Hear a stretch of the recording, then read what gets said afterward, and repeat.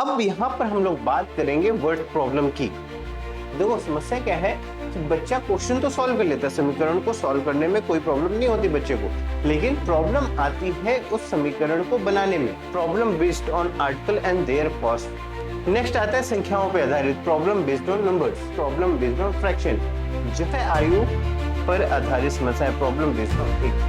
चलो नेक्स्ट आएगा समय, दूरी और गति पर आधारित समस्या, यानी problem based on time, distance and speed की समस्या। इसके बाद आता है ज्यामितीय समस्याओं पर आधारित समस्या, problem based on geometrical problem. Hello UP जनता, कैसे हो आप लोग? आई होप आप सब लोग बढ़िया होंगे और जमकर पढ़ाई कर रहे होंगे। इससे पहले वाले वीडियो में हम लोगों ने जाना दो चर वाले रैखिक समीकरण किसे कहते हैं और उन समीकरणों को किस तरीके से सॉल्व किया जाता है, जहां पर हम लोगों ने पढ़ा प्रतिस्थापन विधि को, विलोपन विधि को और ग्राफिकल मेथड को। अब यहां पर हम लोग बात करेंगे वर्ड प्रॉब्लम की। देखो समस्या क्या है कि बच्चा क्वेश्चन तो सॉल्व कर लेता है, समीकरण को सॉल्व करने में कोई प्रॉब्लम नहीं होती बच्चे को, लेकिन प्रॉब्लम आती है उस समीकरण को बनाने में, क्योंकि अलग अलग क्वेश्चंस होते हैं, उनकी अलग कंडीशन होती है और उन कंडीशन के अकॉर्डिंग हमें इक्वेशन बनानी होती है। और आपने अगर इक्वेशन बनाने में गलती कर दी तो आप चाहे जितना अच्छे से सॉल्व कर लो, आपका काम नहीं होने वाला है, क्योंकि क्वेश्चन तो गलत ही है। जब तक समीकरण सही नहीं होगा, आंसर कहां से सही आएगा? यानी ये एक बड़ी समस्या है। तो चलिए इस वीडियो में हम लोग जानेंगे, समझेंगे कि किस तरीके से क्वेश्चन को पढ़ करके उससे रिलेटेड कंडीशन के अकॉर्डिंग हम इक्वेशंस बनाएंगे और उनको सॉल्व करेंगे। तो चलिए स्टार्ट करते हैं और सबसे पहले बात कर लेते हैं कि कौन कौन सी समस्याएं हमारे सामने आने वाली है भैया, कौन कौन सी वर्ड्स प्रॉब्लम आती हैं। तो सबसे पहले आता है हमारे सामने वस्तु और उनसे लागत संबंधी समस्याएं, problem based on article and there cost. कुछ कुर्सी है, मेज है, उनका प्राइस समथिंग है, ठीक है, उनको मिला करके कुछ, तो उस तरीके से कंडीशन के अकॉर्डिंग आर्टिकल कोई ऑब्जेक्ट होगा, उसके रेट दे रखा होगा और उससे रिलेटेड कंडीशन के अकॉर्डिंग क्वेश्चन बनता है, ठीक है। नेक्स्ट आता है संख्याओं पर आधारित प्रॉब्लम बेस्ड ऑन नंबर्स, जहां पर हमें कोई दो नंबर दे रखे होंगे या दो नंबर पूछ रहा होगा जिनका सम दे रखा होगा, डिफरेंस दे रखा होगा और उनके बीच में डिफरेंट डिफरेंट कंडीशंस दे रखी होंगी। तो इस टाइप के क्वेश्चन की इक्वेशंस कैसे सॉल्व करेंगे, कैसे बनाएंगे, इस चीज को हम लोग जानेंगे। नेक्स्ट है भिन्नों पर आधारित समस्या, यानी प्रॉब्लम बेस्ड ऑन फ्रैक्शन, जहां पर अंश हर से रिलेटेड इक्वेशंस आते हैं कि भैया अंश और हर से रिलेटेड कुछ इक्वेशन दे दिया कि भैया हमारे पास एक भिन्न है, उसके आंसर में कुछ ऐड किया, कुछ सब्ट्रैक्ट किया, तो हमारा नया भिन्न ये बन गया, ठीक है। तो उस टाइप के क्वेश्चन को कैसे सॉल्व करना है, किस तरीके से हमें इक्वेशन बनाना है, ये सब हम जानेंगे। नेक्स्ट है आयु पर आधारित समस्या, प्रॉब्लम बेस्ड ऑन एज। तो प्रॉब्लम बेस्ड ऑन एज अक्सर पूछा जाता है, इस चीज को ध्यान रखिएगा। एज से रिलेटेड समस्याएं, फादर है, सन है, इनके बीच में रिलेशन हो गया कि एज अभी इतनी है, 5 साल बाद कितनी होगी, लास्ट ईयर कितनी थी, तो ये सारी चीजें डिफरेंट डिफरेंट कंडीशंस में इक्वेशंस बनते हैं, ठीक है। तो हम लोग जानेंगे कि कौन सी कंडीशन आएगी या इनमें से कौन सी समस्या आएगी, तो हमें क्या चीज रिलेट करनी है, ठीक है। जब शुरुआत अच्छी होगी तो इक्वेशन अपने आप ही सही बनेगा, इस चीज को ध्यान रखिएगा, ठीक है। चलो नेक्स्ट आएगा समय, दूरी और गति पर आधारित समस्या, यानी problem based on time, distance and speed के विषय में। इससे भी बहुत सारे क्वेश्चन पूछे जाते हैं। अगर वर्ड्स प्रॉब्लम में बात करूं तो मेनली ना आपका ये वाला पार्ट यानी आयु वाला और समय, दूरी, गति वाले, इनसे क्वेश्चन आने की संभावना सबसे ज्यादा है, ठीक है। तो ये चीज याद रखिएगा आप। इसके बाद आता है ज्यामितीय समस्याओं पर आधारित समस्या, problem based on geometrical problem.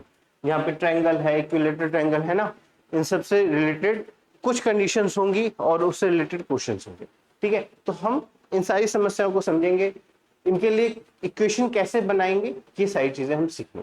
तो चलिए स्टार्ट करते हैं और सबसे पहले बात कर लेते हैं वस्तु और उनसे उनकी लागत से संबंधित समस्याओं को किस तरीके से हमको सॉल्व करना है। अब मैंने क्या कहा, क्या होगा क्वेश्चन कि भैया कुछ वेरिएबल्स होंगे, प्राइस वेरिएबल होगा, ऑब्जेक्ट दे रखा होगा और हमसे उनसे रिलेटेड क्या है चीजों को समझना होगा। आप क्वेश्चन पढ़ते हैं क्योंकि क्वेश्चन के अकॉर्डिंग क्वेश्चन ये चीज बताना थोड़ा आसान होगा। क्या कह रहा, पहला कह रहा है कि 5 पेन एंड 6 पेंसिल का कुल मूल्य 9 है तथा 3 पेन 2 पेंसिल का मूल्य 5 है। एक पेन एक पेंसिल का मूल्य ज्ञात करना है। अब देखो प्रॉपर वे में बात करूंगा कि क्वेश्चन क्या कह रहा है। तो उसने कहा भैया हमें एक पेन का प्राइस नहीं पता, एक पेंसिल का प्राइस नहीं पता, लेकिन 5 पेन 6 पेंसिल। तो यानी जब भी ऐसे आर्टिकल्स की बात आएगी तो आप हमेशा लेट करोगे क्या, उन आर्टिकल के प्राइस को, यूनिट प्राइस को। कि मैंने क्या कर लिया, मैंने लेट कर लिया, सॉल्यूशन की बात कर लेता हूं। मैंने कहा सर माना एक पेन का प्राइस, एक पेन का मूल्य कितना है, हमने कहा x रुपए। क्लियर? वहीं पे लेट कर लीजिए क्या कि एक पेंसिल हमारी क्या है, एक पेंसिल है, हमने कहा सर एक पेंसिल का मूल्य y। सिंपल सी कहानी क्या है, वर्ड्स प्रॉब्लम है, लिखते हुए चलेंगे समझेंगे। तो हमने कहा सर यूनिट प्लेस, यूनिट या ना यूनिटरी, एक यूनिट चीज की हम क्या करेंगे, मूल्य को लेट कर लेंगे। यहाँ पे क्या हुआ, 5 पेन 6 पेंसिल था, हमने कहा सर एक पेन का प्राइस मान लिया x और एक पेंसिल का प्राइस मान लिया y। आर्टिकल का प्राइस मान लिया हमने यूनिट में, हमने कहा ठीक है सर। अच्छा एक सिंपल सी कहानी समझना, अगर मैं कहूं एक पेंसिल जो है, एक पेंसिल 2 रुपए की है, तो 10 पेंसिल कितने की होंगी, तो ऑब्वियस सी बात है आप क्या करोगे 10 इंटू 2 यानी 20 रुपीज की, 20 रुपीज की। अच्छा जी, तो मैंने कहा अगर एक्स पेंसिल की बात कर लो तो कितनी होंगी, तो हमने कहा सर यूनिट का प्राइस पता है, मल्टीप्लाई करा देंगे 2x रुपीज। ये करते हैं जैसे कि भैया एक पेंसिल प्राइस 2 रुपए, 10 पेंसिल कितना 20 रुपए, तो एक्स पेंसिल का कितना, तो हमने कहा सर यूनिट का प्राइस मल्टीप्लाई करा देंगे यानी x इंटू 2 यानी 2x इसका प्राइस हो जाएगा। तो ये बात समझ में आती है। अब इसी का यूज यहाँ पे करेंगे। हमने कहा सर पहले दे रखा है फर्स्ट थिंग क्या कि 5 पेन एंड 6 पेंसिल, 5 पेन और 6 पेंसिल का मूल्य 9 रुपए है। तो 5 पेन का मूल्य क्या होगा, तो हमने सर एक पेन का मूल्य x है, तो 5 पेन का मूल्य 5x होगा। क्या इसमें कोई समस्या, हमने कहा नहीं सर। अच्छा जी 6 पेंसिल का मूल्य 9, तो हमने 5 और 6 पेंसिल, तो हमने कहा सर एक पेंसिल का मूल्य y है, तो 6 पेंसिल का मूल्य क्या होगा 6y, तो हमने कहा sir plus of 6y equal to total कितना 9 रुपए। ये हमारा बन गया इक्वेशन नंबर 1।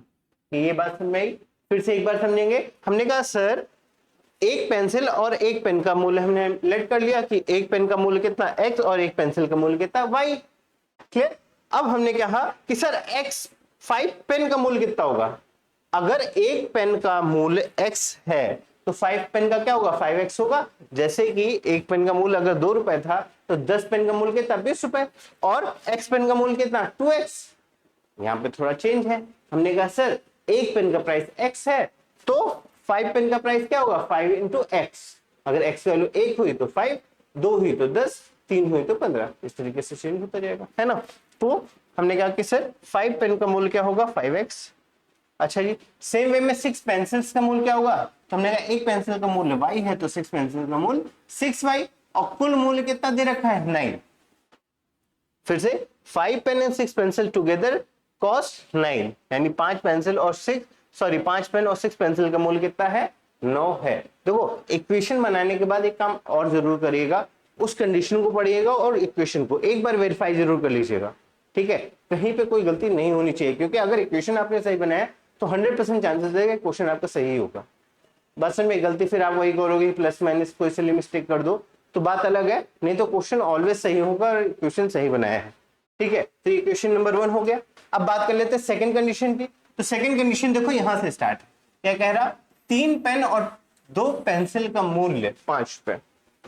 3 पेन तो हमने कहा सर एक पेन का x तो 3 पेन का क्या होगा 3x और 2 पेंसिल तो एक पेंसिल का मूल्य y तो 2 पेंसिल का 2y इक्वल टू दे रखा है मूल्य कितना 5 रुपीज यानी इक्वल टू कितना है हमने कहा 5 है। ये हो गया इक्वेशन नंबर। बात समझ में किस तरीके से इक्वेशन बनाना है ये बात समझ में, ठीक है। जब भी आर्टिकल वाले क्वेश्चंस आएंगे, जब भी इस तरीके से वस्तुओं के और उनके मूल्य से संबंधित होगा तो आप एक यूनिट का मतलब एक वस्तु का मूल्य लेट कर लेंगे और फिर इस तरीके से इक्वेशन बनाएंगे। क्लियर? अब इस इक्वेशन को सॉल्व कर लेंगे, काम हो जाएगा। तो हमने कहा सर क्या करना है, y को इक्वल करते हैं। y को इक्वल करने के लिए 6 और 2 एलसीएम कितना 6 आएगा, यानी अगर 2 को 6 बनाने का काम बन जाएगा। तो हमने कहा सर इक्वेशन नंबर 2 पे 3 का मल्टीप्लाई कर दो, ठीक है। अभी मैं यहाँ थोड़ा सा रफली वर्क कर रहा हूँ, आप इस चीज को समझिएगा। तो हमने कहा सर इक्वेशन नंबर 2 पे 3 का मल्टीप्लाई करते हैं, यहाँ स्टेटमेंट डाल दीजिएगा। अब जैसे 3 का मल्टीप्लाई करेंगे तो देखो पहला इक्वेशन तो हमारा क्या था, हमने कहा sir 5x plus 6y equal to 9, और दूसरे इक्वेशन में 3 का मल्टीप्लाई करोगे, 3 का 9 9x हो जाएगा 9x, 3 टू द 6y हो जाएगा plus of 6y equal to 3 5 the 15। क्या यहाँ तक कोई समस्या क्लियर? हमने विलोपन विधि का यूज कर लिया है। हमने कहा सर विलोपन विधि में अगर साइन सेम होता है तो हम क्या करते हैं, सब्ट्रैक्ट करते हैं। तो ये भी प्लस है ये भी प्लस, हमने क्या करना पड़ेगा, सब्ट्रैक्ट। और जब भी घटाते हैं तो क्या होगा, साइन चेंज होगा, यानी ये प्लस है तो ये माइनस हो जाएगा, ये प्लस है तो ये माइनस हो जाएगा, ये प्लस है तो ये माइनस हो जाएगा। क्या यहाँ तक की कोई समस्या? मेरे हिसाब से नहीं होनी चाहिए। ठीक है, हमने कहा सर इक्वल हो गया, ये प्लस था और ये माइनस हो गया। हमने कहा सर यहाँ प्लस 6y माइनस 6y ये टर्म जाएगा कट, यहाँ आएगा तो माइनस 9x 5, ये हो जाएगा कितना, माइनस ऑफ 4x। देखो 9 से 5 गया 4x और बड़ी संख्या का चिन्ह माइनस, तो ये हो गया माइनस, इक्वल टू 15 और 9, तो हमने कहा सर 15 में से 9 गया 6, बड़ी संख्या का चिन्ह माइनस। तो देखो x की वैल्यू क्या आ गई, तो हमने कहा सर -6 बाई -4, माइनस माइनस काट दीजिए, 2 3 6 2 दूनी 4, यानी x की वैल्यू आ गई आपकी 3/2। इसको आप नॉर्मल डेसिमल में रखना चाहेंगे तो 1.5 रुपीज। ये बात तो समझ में आई, लेकिन आप x इक्वल टू 3/2 ही रखिए। ठीक है, तो x का प्राइस x इक्वल टू क्या हो गया, 3/2। अब x वैल्यू उठा के क्या करेंगे, तो हमने कहा सर इक्वेशन नंबर 1 पे पुट कर देंगे। तो आप यहाँ पे प्रॉपर डालिएगा कि भैया x का मान इक्वेशन नंबर 1 पे रखने पे। तो इक्वेशन नंबर 1 क्या था, हमने कहा इक्वेशन नंबर 1 था 5x plus 6y equal to 9, और x की वैल्यू उठा के रख दी यहाँ पे, तो क्या होगा 5 into 3/2 plus 6y equal to 9। क्या बात समझ में आई? ठीक है, अब इसको सॉल्व कर लीजिए, 5 3 15, ठीक है, 15/2 plus 6y equal to 9। LCM लेके सॉल्व कर लीजिए तो ये हो जाएगा 15 प्लस 6 2 12 5 अपॉन में 2 इक्वल टू 9। हमने कहा सर 2 डिवाइड में हो, उधर मल्टीप्लाई में चला जाएगा, तो आएगा 15 प्लस 12 5 इक्वल टू 9 2 18, प्लस 15 उधर जाएगा माइनस 15, तो 12 y इक्वल टू हो जाएगा 18 माइनस 15 यानी 3, और y इक्वल टू हो जाएगा 3/12 यानी 3 एकम 3 3 चौको 12 यानी 1/4। तुमने कहा सर y की वैल्यू कितनी आ गई, y की वैल्यू आ गई 1/4। तो y की वैल्यू रख दीजिए और x वैल्यू कितनी आ गई 3/2। यहाँ पे आप प्रॉपर वे में आंसर लिख देंगे। अतः x का मान क्या हो गया 3/2 और y का मान 1/4 होगा। और याद रखिएगा जब भी इस टाइप क्वेश्चन सॉल्व करो तो x और y प्रॉपर वे में आंसर लिख करके उसको ब्रैकेट में डाल दो, पहली चीज। दूसरा, स्टेटमेंट अच्छे से लिखो, अतः x का मान इतना y का मान इतना है। ठीक है, तीसरी चीज जो यहाँ पर शो नहीं करनी है आपको, रफ में करना है क्या, आंसर वेरीफाई कर लो। आंसर वेरीफाई कैसे करते हैं, हमने कहा सर x वैल्यू x और y की वैल्यू उठा करके आप किसी भी इक्वेशन में रख दो, फर्स्ट में ये वाले में, है ना, 3 इक्वेशन हो गए यहाँ पे, एक इक्वेशन नंबर 1, ये 2 और ये 3 आपका, क्योंकि 3 से मल्टीप्लाई किया होता है ना। इन तीनों में से किसी में भी रख दोगे तो वेरीफाई हो जाएगा। तो इसको आप रफली वेरीफाई जरूर करोगे जिससे कि आंसर 100% सही रहे, है ना। अगर कोई गलती होगी तो वेरीफाई होगा, नहीं तो आप एक बार रीचेक कर सकते हो कि ये गलती कहाँ की।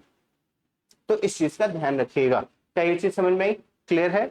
अच्छा जी, चलिए इससे रिलेटेड सेम टाइप में दूसरा क्वेश्चन करते हैं। वर्ड प्रॉब्लम का दूसरा क्वेश्चन क्या कह रहा है कि भैया 2 मेज और 3 कुर्सी की कुल कीमत 2000 है। अच्छा जी, इसके बाद जबकि 3 मेज और 2 कुर्सियों की कुल कीमत 2500 है, तो हमें 1 मेज 5 कुर्सी की कुल कीमत बतानी है। कंडीशन देखना भैया, 1 मेज और 5 कुर्सियों की कुल कीमत बतानी है। ऐसा नहीं एक्स वाई की वैल्यू निकाल के काम खत्म कर देना, कंप्लीट करना है इस बात को। अक्सर क्या होता है ना कि बच्चा इक्वेशन बनाता है, सॉल्व करता है, एक्स वाई की वैल्यू निकाल के छोड़ देता है, कहता है यस मुझे आ गया, लेकिन एक्स वाई की वैल्यू ही नहीं निकाली है यहाँ पे। इसके बाद इस कंडीशन को भी फॉलो करना है, यानी 1 मेज और 5 कुर्सी के प्राइस को निकाल के उनको ऐड करना है। क्लियर? ठीक है सर, वो तो बात की बात है, शुरुआत कहां से करेंगे।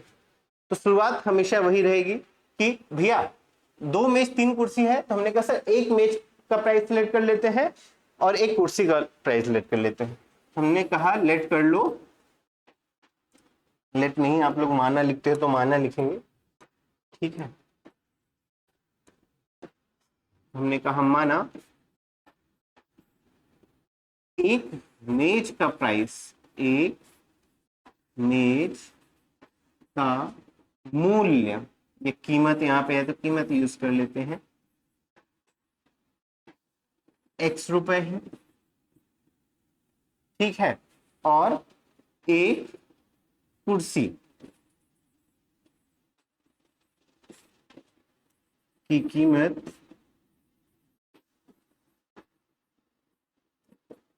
y rupees. सबसे पहले स्टेट में हम क्या करें, एक मेज एक कुर्सी का मूल्य हमने निकाल लिया। हमने कहा ठीक है सर। अच्छा एक बात सिंपल सी कहानी है, फिर से यूनिटी मेथड में। यूनिटी मेथड क्या करता है कि अगर एक का प्राइस पता हो तो बाकी सारे प्राइसेस निकल आएंगे। यानी हमें अगर मैं कहूं कि भैया एक पेन का प्राइस 2 रुपए, तो 10 पेन का कितना 20 रुपए, ठीक है। तो एक मेज का प्राइस x रुपए, तो 2 मेज का प्राइस कितना होगा, तो हमने कहा सर 2 मेज का प्राइस होगा 2x। पहली कंडीशन पे काम कर रहे हैं, ये चीज देखिएगा। पहली कंडीशन कहां से कहां तक, यहां से लेके यहां तक है, ठीक है। तो हमने कहा 2 मेज, तो एक मेज का प्राइस x, तो 2 मेज का प्राइस 2x, ठीक है। हमने कहा सर 3 कुर्सी, तो एक कुर्सी का प्राइस y, तो 3 कुर्सी का 3y, इक्वल टू टोटल कितना दिया है 2000 रुपीज, तो ये हो जाएगा 2000 रुपया। ये हो गया आपका इक्वेशन नंबर 1।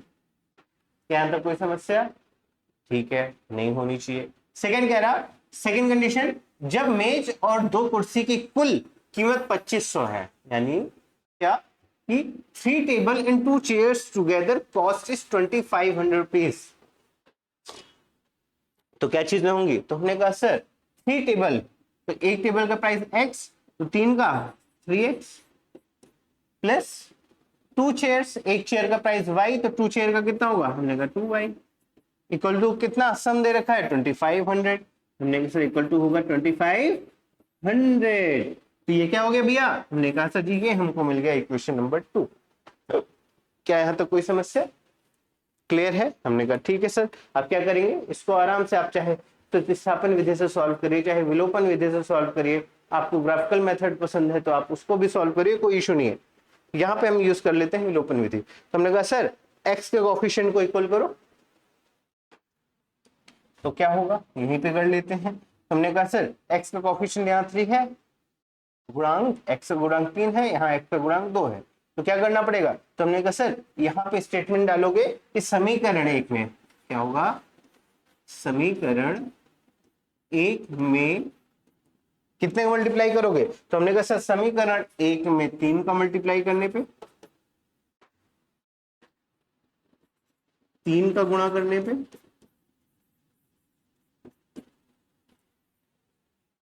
और समीकरण 2 में 2 का मल्टीप्लाई करने के अलावा गुणा करने पे, ठीक है। और समीकरण क्या है, हमने कहा सर समीकरण 2 में 2 का गुणा करने पे, आगे लिख लीजिएगा प्रॉपर स्टेटमेंट, 2 का गुणा करने पे तो हमें क्या मिल जाएगा इक्वेशन। तो हमने कहा सर 3 2 6, देखो ऐसा है, याद रखना जब भी मल्टीप्लाई करते हैं तो पूरे में मल्टीप्लाई करेंगे, तो 3 का मल्टीप्लाई 2 से होगा, तो 3 2 6x, 3 3 9y, इक्वल टू 3 2 6, तो हो गया 6000। सेम में 2 का मल्टीप्लाई, 2 3 6 6x, 2 2 4 4y, और 25 दूनी 50 यानी 5। ये हो गया इक्वेशन। हम यहाँ इक्वेशन नंबर 3 डाल दीजिए, ये इक्वेशन नंबर 4। अब देखो मैंने क्या बताया था कि x के गुणांक क्या है, सेम साइन है दोनों का, ये भी प्लस ये भी प्लस, तो इस कंडीशन में क्या करना है हमको, सब्ट्रैक्ट करना है। तो आप डालोगे इक्वेशन नंबर 3 से इक्वेशन नंबर 4 को घटाने पर, सब्ट्रैक्ट करने पे, और जैसे ही सब्ट्रैक्ट करने की बात आती है तो क्या होगा, तो हमने कहा सर साइन चेंज होगा। तो ये देखो ये प्लस है, नीचे वाला प्लस है तो ये माइनस हो जाएगा, प्लस है तो ये माइनस हो जाएगा, प्लस है तो ये माइनस हो जाएगा। सब्ट्रैक्ट करोगे तो 6x से -6x कट जाएगा, 9y और माइनस और 4y, तो ये हो जाएगा 5y। क्या हो जाएगा? हमने कहा सर ये आपका आ जाएगा 5y, और इसको सॉल्व करोगे तो 6000 से 5000 जाएगा, ये आएगा 1000। यहाँ से y की वैल्यू निकल आएगी। तो हमने कहा सर 1000, 5 2 10, या फिर यहाँ पे आप कर लीजिए 1000 अपॉन 5, 5 2 10, ये हो जाएगा 200। देखो y की वैल्यू कितनी आ गई? तो हमने कहा सर यहाँ से y की वैल्यू आ गई 200। तो हमने कहा सर y की वैल्यू आ गई 200। अब क्या करना है? y की वैल्यू उठा करके समीकरण 1 में रख देना है। तो हमारे पास समीकरण 1 है, ये लिख लो इसको। तो हमने कहा सर समीकरण 1 है हमारा 2x + 3y। 2x + 3y कितना है? 2x + 3y is 2000। हमने सर x y की वैल्यू पता है 200, रख दो यहाँ पे, ये हो जाएगा 2x + 3 × 200। यहाँ स्टेटमेंट ऊपर डालना भूलना जाना। क्या कह रहा कि भैया y का मान समीकरण 1 में रखने पर ये स्टेटमेंट के बाद आप ये लिखोगे, उसके बाद y की वैल्यू उठा के रख दोगे, इक्वल टू कितना हो जाएगा? हमने कहा सर 2000। सॉल्व कर लीजिए, तो हो जाएगा 2x = 3 2 600 है ना, 3 2 600, 600 उधर चला जाएगा, तो 2000 - 600 आ जाएगा। हमने कहा सर यहां से आ जाएगा 2x = 1400। अरे 2000 में से 600 जाएगा, कितना आएगा भैया? 1400 आएगा। ठीक है, तो x की वैल्यू क्या आ गई? हमने कहा सर 1400 डिवाइडेड बाई 2, और 2 7 14 यानी 700। देखो x की वैल्यू क्या आ गई? तो हमने कहा x की वैल्यू यहां से आ गई 700, और y की वैल्यू यहां से हमको मिल जाएगी 200। फिर से वही आप लिख लोगे क्या? अतः x का मान 700 और y का मान 200 है। अब क्या ध्यान रखना है? हमने कहा सर हमसे पूछा find the cost of 1 table 5 chair. तो टेबल क्या थी? हमने कहा सर मेज का प्राइस x था, तो एक टेबल यानी 500। सॉरी, हमें बात करनी है एक मेज प्लस 5 कुर्सी, प्लस 5 कुर्सी कह सकते हो, है ना। या फिर अगर समीकरण वाली लैंग्वेज में लिखूं, ये x + 5y की वैल्यू बात कर रहा है। हमने कहा सर x की वैल्यू पता है कितना? 700, और 5 × y की वैल्यू कितनी है? 200। तो क्या हो जाएगा? 700 और प्लस 5 दूनी 10, 1000 इक्वल टू कितना आएगा? 1700 रुपए। और यही आपका फाइनल उत्तर है। तो आप क्या रखोगे कि भैया अतः एक मेज और 5 कुर्सी का मूल्य कितना है? 1700 रुपए। और यही आपका फाइनल आंसर होगा। एक्स वाई वैल्यू निकाल करके ये काम जरूर कर लीजिएगा। अक्सर क्या होता है इस टाइप के क्वेश्चंस में ना, बच्चा इसकी ध्यान न देकर के ये कहेगा एक्स वाई वैल्यू निकाल के कह देगा बस हो गया काम। लेकिन फाइनल पूछा तो ये है ना भाई, पूरे क्वेश्चन को अच्छे से पढ़िएगा, क्योंकि अगर कोई पॉइंट मिस होता है तो आपका आंसर गलत हो जाता है या इनकम्प्लीट होता है। तो हमें ये काम नहीं करना है कि सब कुछ काम भी कर लिया, मैंने सारी कर ली, उसके बाद रिजल्ट सही नहीं दिया, है ना, नंबर कम आ गया, हम क्यों अपने नंबर करवाएंगे। तो इस चीज का ध्यान रखिएगा। क्लियर? चलो आ जाओ, यहाँ तक की बातें समझ में आ गई हैं। इस टाइप के क्वेश्चन हो जाएंगे जब भी आपका वस्तु से रिलेटेड चीजें आएंगी, आपको इसी तरीके से अप्रोच करना है। यूनिट चीजों का प्राइस लेट करना है और सॉल्व करना है। क्लियर है? ठीक है, अब बात कर लेते हैं क्या, संख्याओं पर आधारित समस्याएं। अब बात जैसे ही संख्या की आती है, नंबर्स की आती है, तो यहाँ पे दो टाइप से क्वेश्चंस आते हैं। इसमें आप क्या करोगे, सबसे पहले इस टाइप के क्वेश्चन अगर आता है, पहले क्वेश्चन को पढ़ो। क्वेश्चन को पढ़ने के बाद दो चीजें ध्यान रखना। पहला, क्या क्वेश्चन में सिर्फ संख्याओं की बात कर रहा है कि साथ में अंकों की बात कर रहा है, यानी या सिर्फ नंबर की बात कर रहा है या नंबर और डिजिट दोनों की बात कर रहा है। ठीक है, अगर सिर्फ संख्या की बात कर रहा है तो कोई इशू नहीं है, सिंपल सा लेट कर लेंगे, हमारी संख्या एक्स और वाई है, काम खत्म। जैसी कंडीशन देगा उस तरीके से सॉल्व कर लेंगे।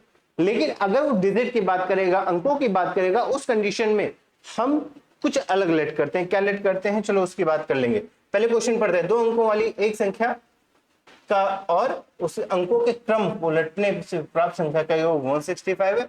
यदि अंकों में 3 का अंतर है, अब देखो फिर से वही वाली बात, डिजिट एंड नंबर्स की बात करेंगे, यानी अंक और संख्याओं की बात करेंगे, और जब भी क्वेश्चन में अंक और संख्याओं दोनों के अलग अलग कंडीशन देगा तो आप क्या लेट करोगे, ये चीज कंठस्थ कर लो, याद रखना, हमेशा भूल नहीं जाना।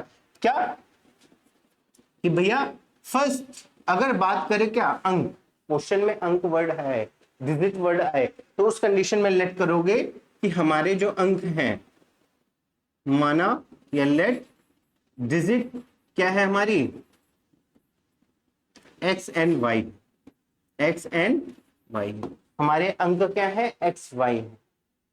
अगर अंक हमारे एक्स वाई हैं, डिजिट आप लोगों को हिंदी में लिख देता हूं, ठीक है, लेट माना अंक, जो हमारे अंक हैं वो क्या है, अंकों, ठीक है, अंक हमारे हैं एक्स एंड वाई, ठीक है, अंक क्या होते हैं, 32 लिखा तो 3 और 2 हमारे क्या है, अंक है, ठीक है। अच्छा जी, जो इकाई प्लेस और 10वें स्थान पे है, इकाई स्थान पे और 10वें स्थान पे, अच्छा जी, अगर माना अंक एक्स वाई है तो संख्या हमारी क्या होगी, तो संख्या आपकी हमेशा लेट करोगे 10x प्लस वाई। क्या ये बात समझ में आई? क्या करना है, हमने कहा अंक अगर देगा तो लेट कर लेंगे अंक एक्स वाई, अगर अंक हमारे एक्स वाई है तो नंबर हमारा हमेशा 10x प्लस वाई होगा, 10x प्लस वाई होगा। जैसा कि आपने बचपन में सीखा होगा कि 32 लिखा है तो इसको हम 3 इंटू 10 प्लस 2 लिख सकते थे ना भाई, प्रसारित करके, उसी तरीके से लिख रहे हैं। तो 10 अंक 10th प्लेस में क्या है, 10वें स्थान पे 3 है, तो 10 इंटू 3 और प्लस इकाई स्थान पे 2 है, तो वही चीज 10 10वें स्थान पे x है और इकाई स्थान पे y। क्लियर है? तो लेट कर लेंगे अंक हमारा एक्स वाई है, जहां x जो है 10वें स्थान पे, y जो है इकाई स्थान पे है, और जो संख्या होगी हमारी क्या होगी, 10x प्लस वाई होगी। क्या ये बात क्लियर है भाई लोगों, मेरे प्यारे प्यारे बच्चों? ठीक है, ये हो गई एक कंडीशन भैया, क्या कि जब भी अंक देगा आप अंक को एक्स वाई मानोगे और नंबर को 10x प्लस वाई मानोगे। इसके बाद इसमें एक कंडीशन ऑलवेज पूछता है कि अंक अगर रिवर्स कर दें तो जो नया नंबर बनेगा उसका क्या, रिवर्स मतलब क्या हुआ, उनके क्रमों को उलट दिया जाए। उलटने का मतलब क्या है कि भैया 32 था 23 कर दिया, तो हमने क्या किया, इनके अंकों को आपस में इंटरचेंज कर दिया, उल्टा दिया, पलटा दिया, या फिर आप जिस तरीके से समझ सको। तो इनकी हमने क्या किया, क्रम को बदल दिया, जो पहले था उसको बाद में, जो बाद में था उसको पहले कर दिया। तो उस कंडीशन में क्या होगा, तो अंक रिवर्स करने पे जो नई संख्या बनेगी वो ऑलवेज 10y प्लस एक्स बनेगी। 23 है तो 32 है 20, तो इसमें के अंकों को अगर रिवर्स करता हूं तो 23 होगा। और देखो इसको अगर मैं लिखना हूं प्रसारित रूप में तो 2 इंटू प्लस दिस, यही लिखते थे, इसको सॉल्व करो 23 आ जाएगा।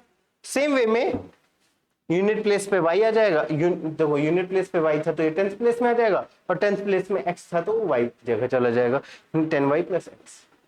पास में याद रखिएगा, जब भी वर्ड्स में आपका क्या है, प्रॉब्लम बेस्ड ऑन नंबर्स हो, संख्याओं से आधारित समस्याएं हैं, और उसमें दो चीजें हैं, क्वेश्चन को पढ़िए, क्वेश्चन पढ़ करके वहां पर देखिए क्या अंक है। अगर क्वेश्चन के अंदर कहीं भी किसी भी कंडीशन में अंक काम कर रहे हो, यानी डिजिट वर्क कर रही है, तो उस कंडीशन में ऑलवेज डिजिट को एक्स वाई मानोगे और संख्या को आप 10x प्लस वाई मानोगे। क्या ये बात समझ में आई? ठीक है, अब 10x प्लस वाई लेट कर लिया, अगर उसी कंडीशन में क्या दे रखा है कि नंबर को अगर रिवर्स कर दो, तो रिवर्स कर दो यानी पलटा दो, तो उस कंडीशन में जो नया नंबर बनेगा वो क्या होगा, ऑलवेज 10y प्लस एक्स होगा। इस बात को याद रखेंगे आप लोग। क्लियर? चलो अब इस क्वेश्चन को पढ़ते हैं, समझते हैं, सॉल्व। ठीक है, बहुत इजी बन जाएगा, बस इस चीज को आप रट लेना, भूल ना जाना वाली का। ठीक है, चलो आ जाओ। हमने कहा सर चलिए इसको सॉल्व करते हैं।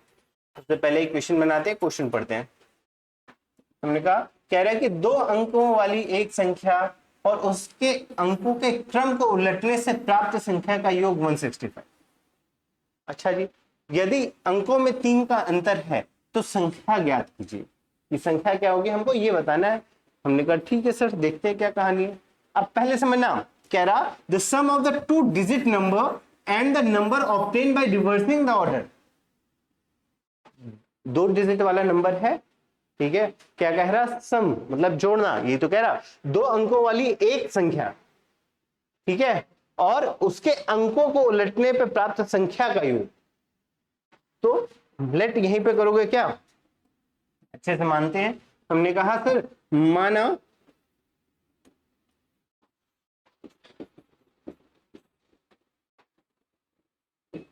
माना अंक, सॉरी संख्या नहीं, क्या करेंगे, हमने कहा सर क्योंकि अगली जो कंडीशन दे रखी है किस पे, अंकों पे दे रखी है, तो इसलिए हम लेट कर लेंगे कि माना जो हमारे अंक हैं वो हमारे x एंड y हैं और संख्या हमारी क्या होगी, तो हमने कहा सर यहां से जो संख्या बनेगी वो हमारी 10x प्लस वाई होगी। तीसरी क्या, रिवर्स करने पे संख्या, यही है उलटने से प्राप्त संख्या। तो उलटने से प्राप्त संख्या जो है, रिवर्स करने पे जो संख्या मिलेगी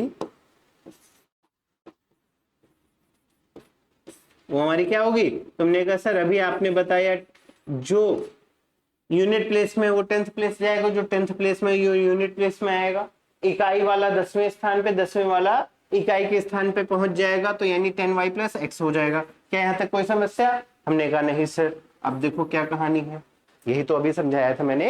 अब देखो क्या कह रहा दो अंकों वाली एक संख्या और उसके अंकों के क्रम को उलटने से प्राप्त संख्या का योग 165 है। यानी उस संख्या कौन सी, 10x प्लस वाई, और उसको उलटने के बाद जो संख्या मिली यानी 10y प्लस एक्स, इन दोनों का योग कितना दे रखा है, वो दे रखा है 165। क्या बात समझ में आई। हमने कहा सर जी 10x प्लस वाई हमारी संख्या हो गई और इनके क्रमों को बदला मैंने, उलट दिया, तो क्या हो गया 10y प्लस एक्स हुआ और इनका योग दे रखा है कितना, हमने कहा सर 165। ये हो गया आपके पहले इक्वेशन की कंडीशन। क्या ये बात समझ में आई, क्लियर है। अच्छा जी चलो इसको सिंप्लीफाई कर लो पहले। तुमने कहा सर 10x x 11x हो जाएगा, y plus 10y 11y equal to 165। हमने सर 11 कॉमन लेके उधर भेज देंगे, ये बन जाएगा x plus y equal to 165 by 11। Solve कर लीजिए, 11 वन जा 11, 11 कम 11, 5 11 पचे 55, तो x प्लस वाई हमको मिल गया कितना 15। ये हमारा पहला इक्वेशन बन गया। बस में दो कितना आसानी से क्वेश्चन बना है, बस कंडीशन का गेम है ना, कि दो अंक वाली एक संख्या है, तो हमने कहा सर संख्या क्या है 10x प्लस वाई, और अंकों को क्रम को उलटने के बाद जो संख्या मिले वो है 10y प्लस एक्स, और इन दोनों का योग दे रखा है कितना 165। हमने दोनों संख्याएं उठाई, उनका योग कर दिया, मिल गया, सॉल्व कर लिया, हमें इक्वेशन मिल गया। बात समझ में आई, ठीक है। अच्छा जी अब बात कर लेते हैं सेकेंड इक्वेशन की। तो हमने कहा सर पहला इक्वेशन है x plus y equal to 15, यहाँ लिख दो x plus y equal to 15, equation number 1। Equation number 2 की बात कर लेते हैं कि अब क्या करना है। कह रहा है कि भैया यदि अंकों में 3 का अंतर है, इफ डिजिट डिफर बाई 3, दोनों का डिफरेंस कितना है 3। हमने कहा सर जी अंक हमारे एक्स वाई थे, तो दोनों का डिफरेंस x माइनस वाई कितना दे रखा है 3 है, इसको हम मान लेंगे इक्वेशन नंबर 2। अब एक चीज और यहाँ पे टेक्निकल इशू है, कभी कभी आता है, याद रखिएगा। देखो अभी यहां तक हमको नहीं पता कि 10वें स्थान वाली संख्या बड़ी है कि इकाई स्थान वाली, है ना, पता है क्या, नहीं पता, हमने तो वेरिएबल नहीं है x और y, हमें क्या पता कौन सी संख्या बड़ी है जब तक हम निकाल नहीं लेते। तो हमको मानना पड़ता है कि भैया ये संख्या बड़ी है, तो हम मान लेते हैं 10वें स्थान वाली संख्या बड़ी है। अब इसको अगर मैं सॉल्व करूं और x और y की वैल्यू निगेटिव आ जाए, तो उसका मतलब क्या होगा, जो हमने लेट किया है कि x संख्या बड़ी है, वो बड़ी ना होकर के वो छोटी होगी। बात समझ में आई, यानी 10वें स्थान वाली संख्या छोटी और इकाई स्थान वाली संख्या बड़ी। भाई नंबर तो भाई जैसे मैंने कहा कि सर 63 लिखा है, 36 भी तो हो सकता है। जब तक हमको पता ही नहीं कि नंबर x है कि y है, डिजिट कौन सी है, तब तक मैं नहीं बता सकता ना कि नंबर 63 है कि 36।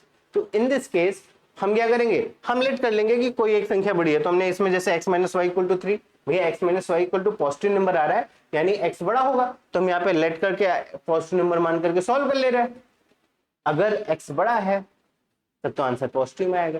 कभी कभी क्या होगा, x हो सकता है 10वां प्लेस छोटा हो, अगर 10वां प्लेस छोटा है उस कंडीशन में क्या होगा, उस कंडीशन में y की वैल्यू निगेटिव हो सकती है, x वैल्यू निगेटिव हो सकती है। अगर वैल्यू निगेटिव है इसका मतलब क्या समझेंगे, इसका मतलब ये समझेंगे कि भैया 10वें प्लेस वाला नहीं इकाई स्थान वाला, 10वें स्थान वाला नहीं, इकाई स्थान वाला संख्या जो है बड़ी होगी, यानी equation x minus y equal to 3 की जगह y minus x equal to 3 बनाना चाहिए। बट उसको आप सॉल्व करने नहीं बैठ जाओगे, आप वहां पे प्रॉपर स्टेटमेंट लिख करके आंसर दे दोगे कि भैया दिस इज द थिंग, कि भैया अतः जैसे x वैल्यू अगर नेगेटिव आ गई तो हम यही कहेंगे कि भैया हमने जो माना था x बड़ा है, वो एक्चुअल में x की संख्या क्या होगी, छोटी होगी, और x जो है उसकी वैल्यू छोटी होगी और y की बड़ी होगी। सिंपल सी कहानी है, इसलिए वहां नेगेटिव आया, ध्यान रखना।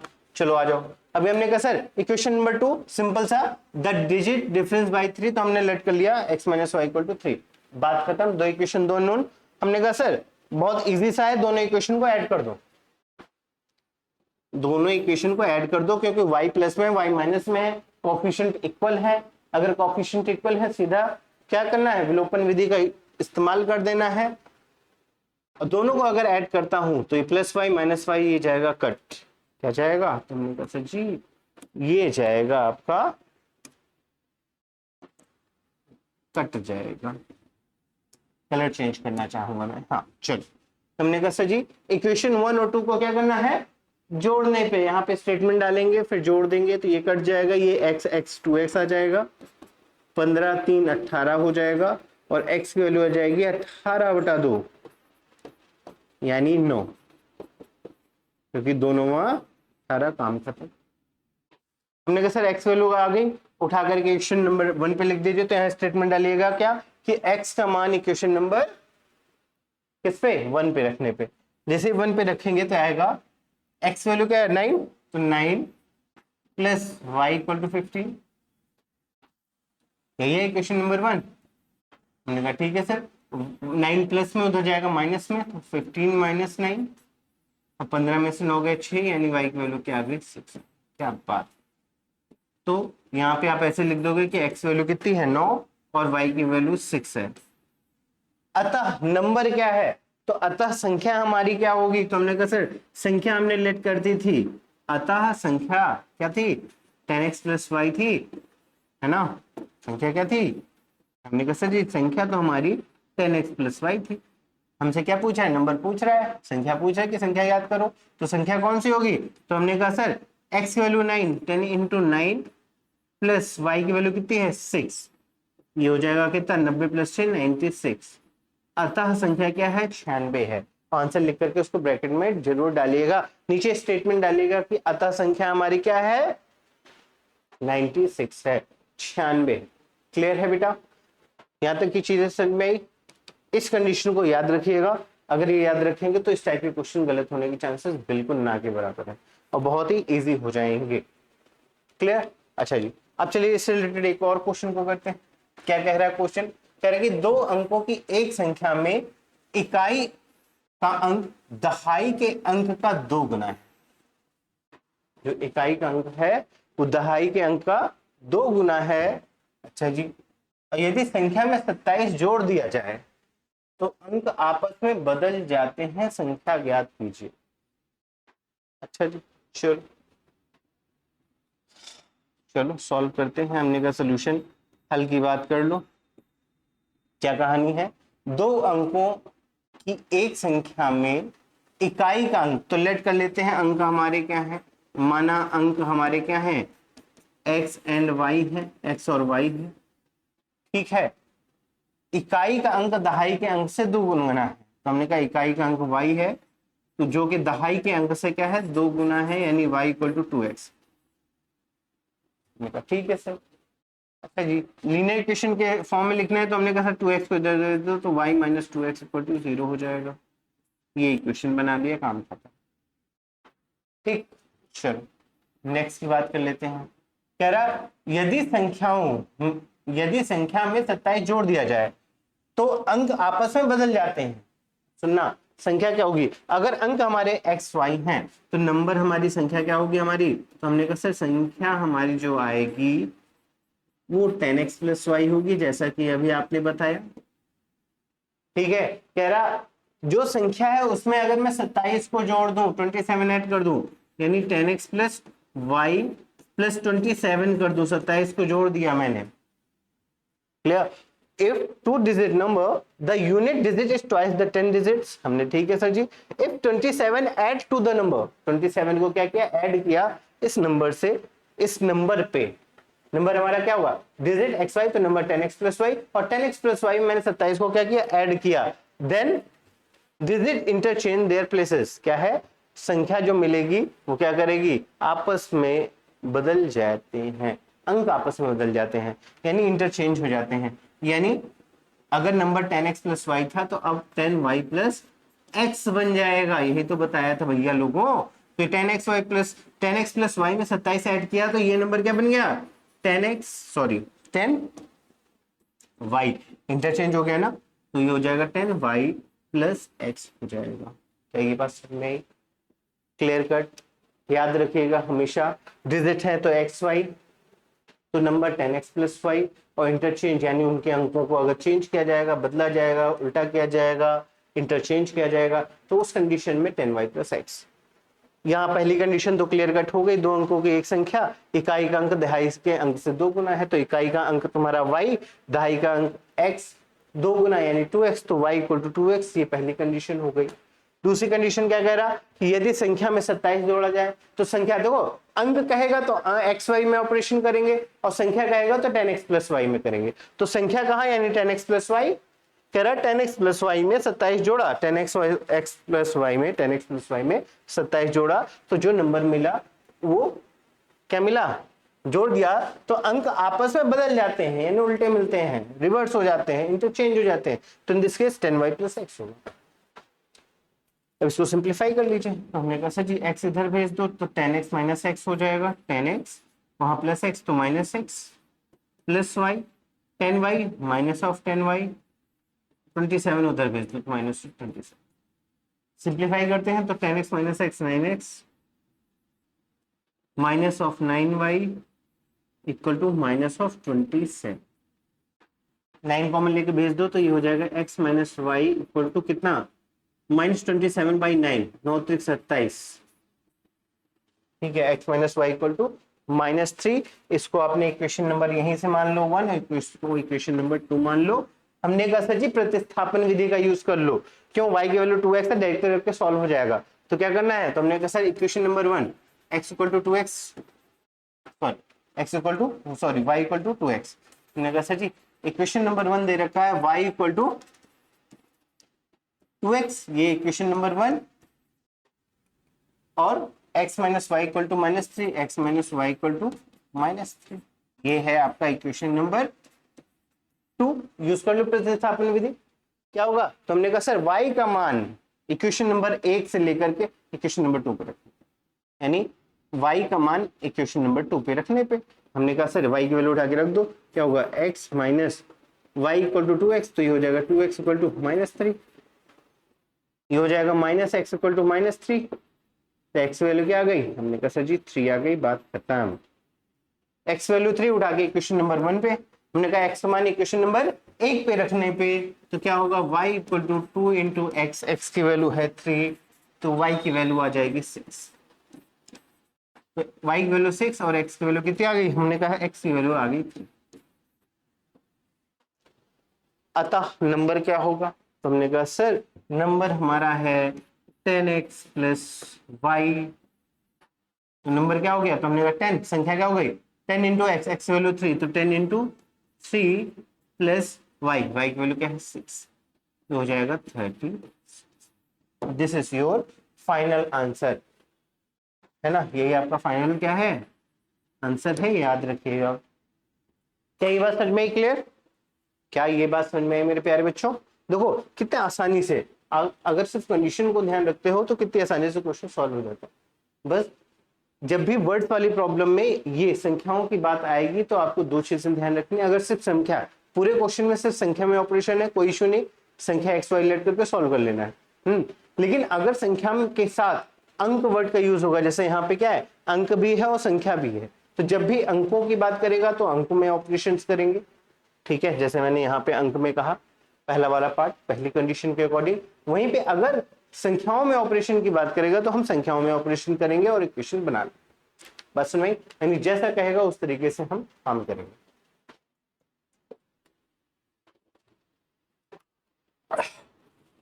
अब चलते हैं अगले क्वेश्चन की ओर, भिन्न पर आधारित संख्याओं की ओर। अब देखो भिन्न पर आधारित क्या पता है भैया, हमारे पास जो नंबर होते हैं भिन्न नंबर्स, यानी x अपॉन वाई के फॉर्म वाले नंबर्स, ठीक है, जिसमें अंश होता है और हर होता है। तो जब भी इस टाइप के क्वेश्चन आते हैं तो हमारा क्या अप्रोच होना चाहिए? बहुत इजी सा है, लेट कर लोगे हमेशा अंश और हर को। समझना भाई लोगों, जब भी क्या है प्रॉब्लम आए भिन्नों वाली, यानी फ्रैक्शन वाली प्रॉब्लम आए, तो लेट कर लोगे हमारा फ्रैक्शन क्या है x अपॉन वाई।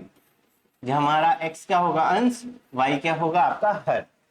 ये तो होता है अंश अपॉन हर, लेट कर लेंगे अंश हमारा x है, हर हमारा y है, न्यूमरेटर हमारा x, डिनोमिनेटर y है। इस बात को ध्यान रखिएगा, जब भी फ्रैक्शन वाली बात आएगी, जब भी भिन्न वाली संख्याओं की बात आएगी, तो हमेशा लेट करेंगे कि हमारा अंश x है और हर y है।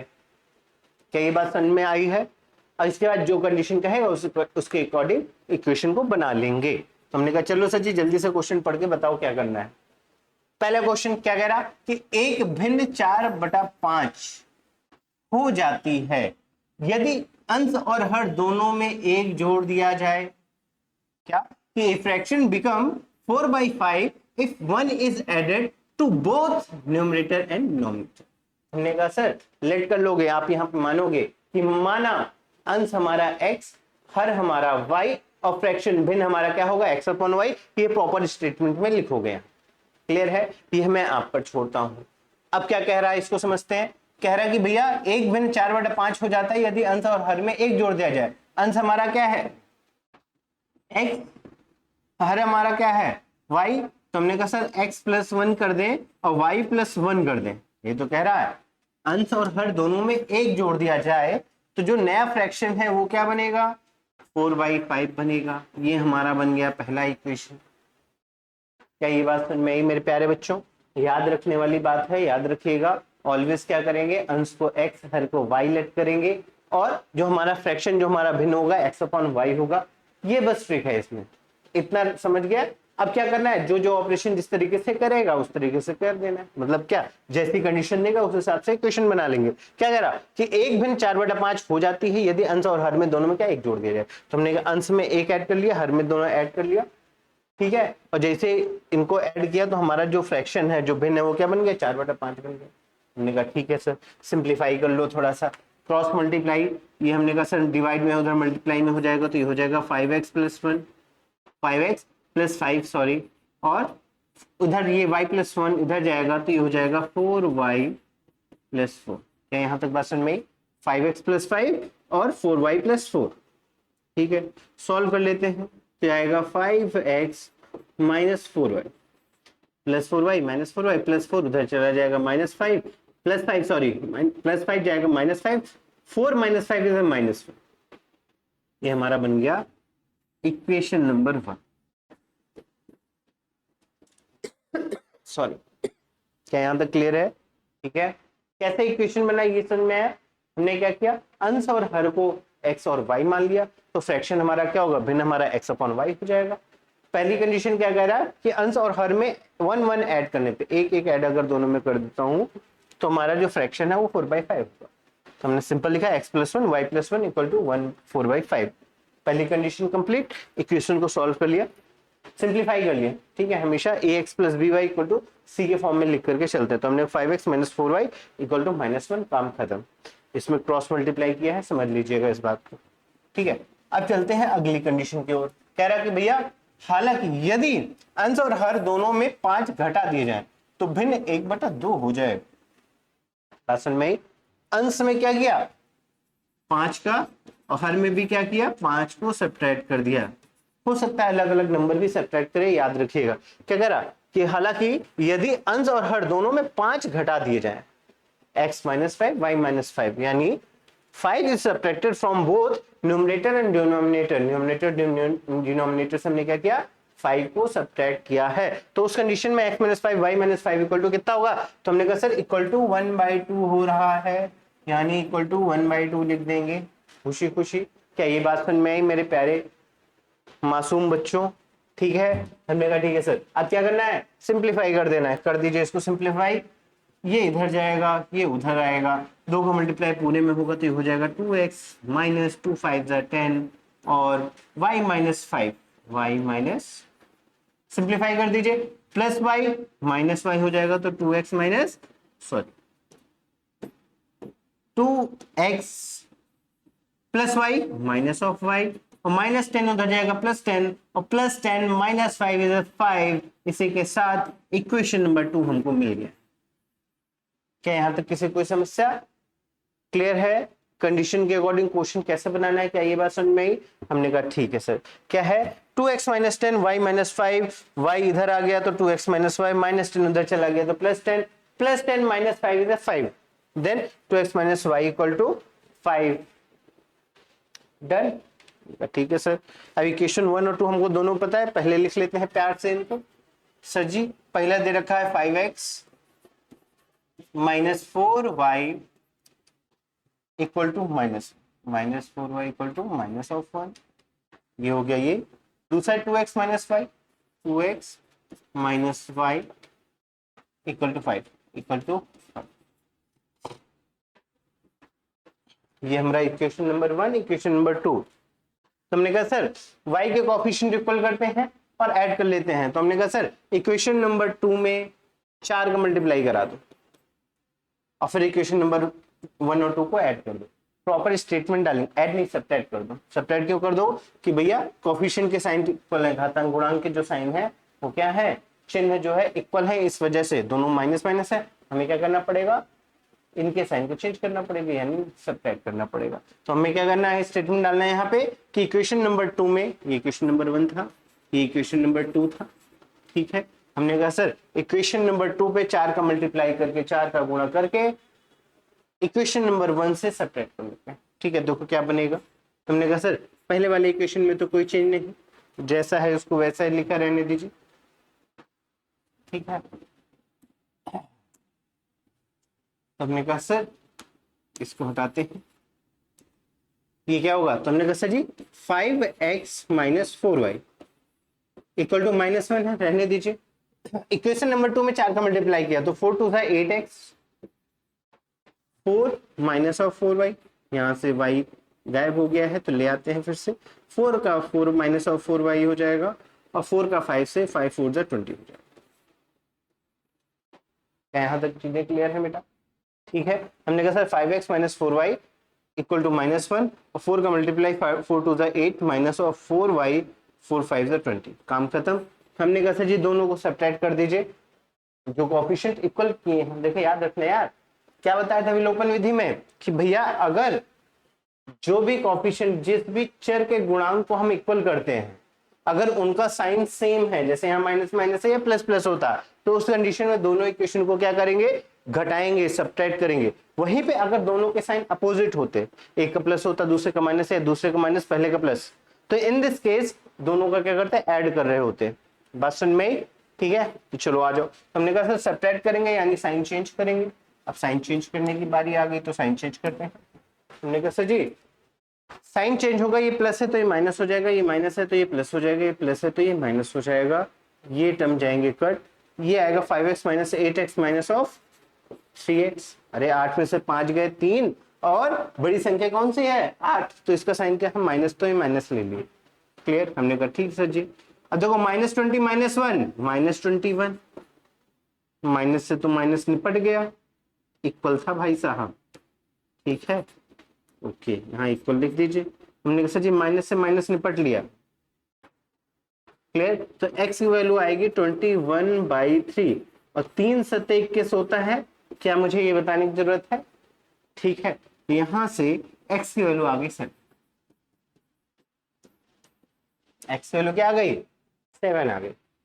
अब अगर x की वैल्यू 7 है, हमें क्या करना है, हमने सर इक्वेशन नंबर 1 पे रख दो, तो यहाँ पे क्या x का मान समीकरण 1 में रखने पर, प्रॉपर स्टेटमेंट डालिएगा, क्या x का मान समीकरण 1 में रखने पर क्या होगा। हमने कहा सर जी इक्वेशन है 5x minus 4y equal to minus 1, है ना जी। अब x की वैल्यू 7 तो 5 into 7 minus 4y equal to minus 1, ठीक है, 7 पाना 35, 35 minus 4y, sorry 35 sorry 35 minus 4y equal to minus of 1। 35 plus में उधर जाएगा माइनस में, तो हो जाएगा 4y, ठीक है, माइनस 4y, 35 माइनस 35 तो माइनस 36, तो हो जाएगा माइनस ऑफ 36, माइनस से माइनस कट जाएगा, 4 9 36, 4 9 36 होता है, y की वैल्यू आ जाएगी 9। तो हमने कहा सर यहाँ पे y की वैल्यू 9 और x वैल्यू कितनी है 7 है, तो प्रॉपर लिखेंगे, अतः x का मान 7 और y का मान क्या है 9 है। क्या पूछा है, फ्रैक्शन पूछा है, फ्रैक्शन हमारा क्या होगा x अपॉन y होगा, x अपॉन y होगा भाई। तो हमने कहा सर जी अतः भिन्न यानी फ्रैक्शन हमारा कितना होगा, x की वैल्यू 7 बाई, तो यही आपका फाइनल्स। तो इस तरीके से फ्रैक्शन वाले क्वेश्चन जब भी आएंगे तो उनको करने का अप्रोच रहेगा, ऑलवेज अंश और हर को हम x एंड y मानेंगे और जैसी भी कंडीशन हो इसके अकॉर्डिंग क्वेश्चन को सॉल्व करेंगे। क्या ये बात सुन में क्लियर है, ठीक है। अच्छा जी आ जाइए, यहाँ पे एक दूसरा क्वेश्चन दे रखा है, इसको सॉल्व कर लेते हैं।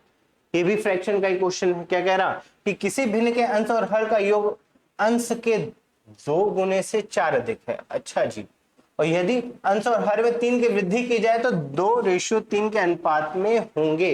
2 कंडीशन होंगे, देखो पहली कंडीशन यहां से यहां तक है और दूसरी कंडीशन अंश और हर में 3 की वृद्धि हो जाए तो 2:3 के अनुपात में होगा। तो भिन्न को निर्धारित करना है क्या कि the sum of the numerator and denominator of fraction is 4 more than twice the numerator if the number of the numerator and denominator are increases by 3, they are in the ratio of 2:3, find the fraction। मैंने कहा ठीक है sir जी, solve करेंगे इसको। कैसे करेंगे, तो सबसे पहले हम लेट कर लेंगे कि मान लीजिए अंश हमारा x और हर हमारा y, ठीक है। अंश हमारा क्या है, तो अंश हमारा है x और हर को हमने मान लिया है y।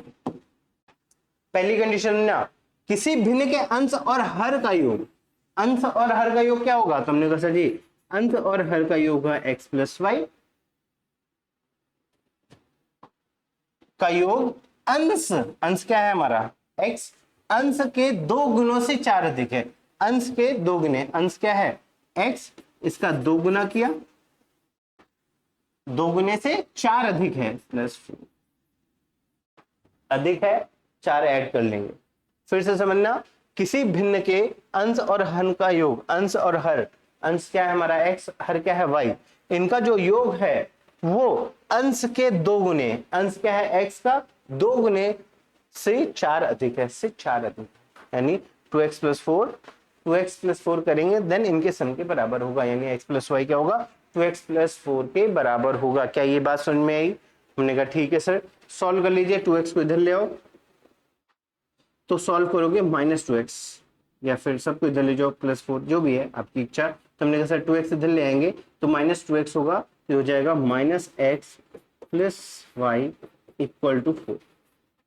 हमने माइनस का मल्टीप्लाई करा दो तो x minus y equal to -4, ये बन गया इक्वेशन नंबर। कैसे बना भाई, माइनस का मल्टीप्लाई कराया, ये चीज ध्यान रखना, कंफ्यूज मत हो जाना कि यहाँ क्या कर दिया। डन, ठीक है। इसको अच्छे से प्यारे से ब्रैकेट में डाल दिया, नेमिंग कर दी इक्वेशन नंबर 1, समीकरण 1। हमने कहा ठीक है, चलो आ जाओ। सेकंड क्या कह रहा है, यदि अंश और हर में 3 की वृद्धि की जाए, अंश और हर में क्या किया जाए 3 ऐड कर दिया जाए, यानी x प्लस 3 कर दिया जाए और y प्लस 3 कर दिया जाए, तो इन दिस केस तो वे 2:3 के अनुपात में होंगे, 2:3 बन जाएंगे। रेशियो भी तो फ्रैक्शन ही है एक तरीके से, है ना। तो ये हमारा हो गई अगली कंडीशन, क्या कि अंश और हर में अगर 3 की वृद्धि की जाए, 3 को ऐड कर दिया जाए, तो उस कंडीशन में जो फ्रैक्शन है, जो हमारा अनुपात है वो कितना होगा 2:3 होगा। देन 2:3 हो गया, सॉल्व करो तो हो जाएगा 3x cross multiply 3x plus 9 equal to 2y plus 6। 3 का अंदर मल्टीप्लाई होगा 3x प्लस 9, 2 का मल्टीप्लाई होगा 2y प्लस 6। क्लियर? y को उधर भेज दो तो ये हो जाएगा 3x माइनस 2y और प्लस 9 उधर जाएगा -9, -9 प्लस 6 -3। ये बन गया इक्वेशन नंबर। क्या यहां तक क्लियर है बेटा? क्या यहां तक की बात समझ में आई? इक्वेशन समझ में आया कैसे बनाना है? हमने कहा ठीक है सर। अच्छा, यहाँ अनुपात को लेके टेंशन में मत आना। अनुपात मतलब वही फ्रैक्शन है यार, सिंपलेस्ट फ्रैक्शन ही तो हमारा अनुपात के रूप में लिखते हो। क्लियर? ठीक है, तो आ जाओ यहाँ पे। क्या है? हमने कहा सर पहला इक्वेशन बन गया x minus y equal to -4, और जो दूसरा इक्वेशन बन गया है वो है 3x minus 2y minus 2y minus -3। क्या करना है? हमने कहा सर जो सही लगे आप कर लो, कोई इशू नहीं।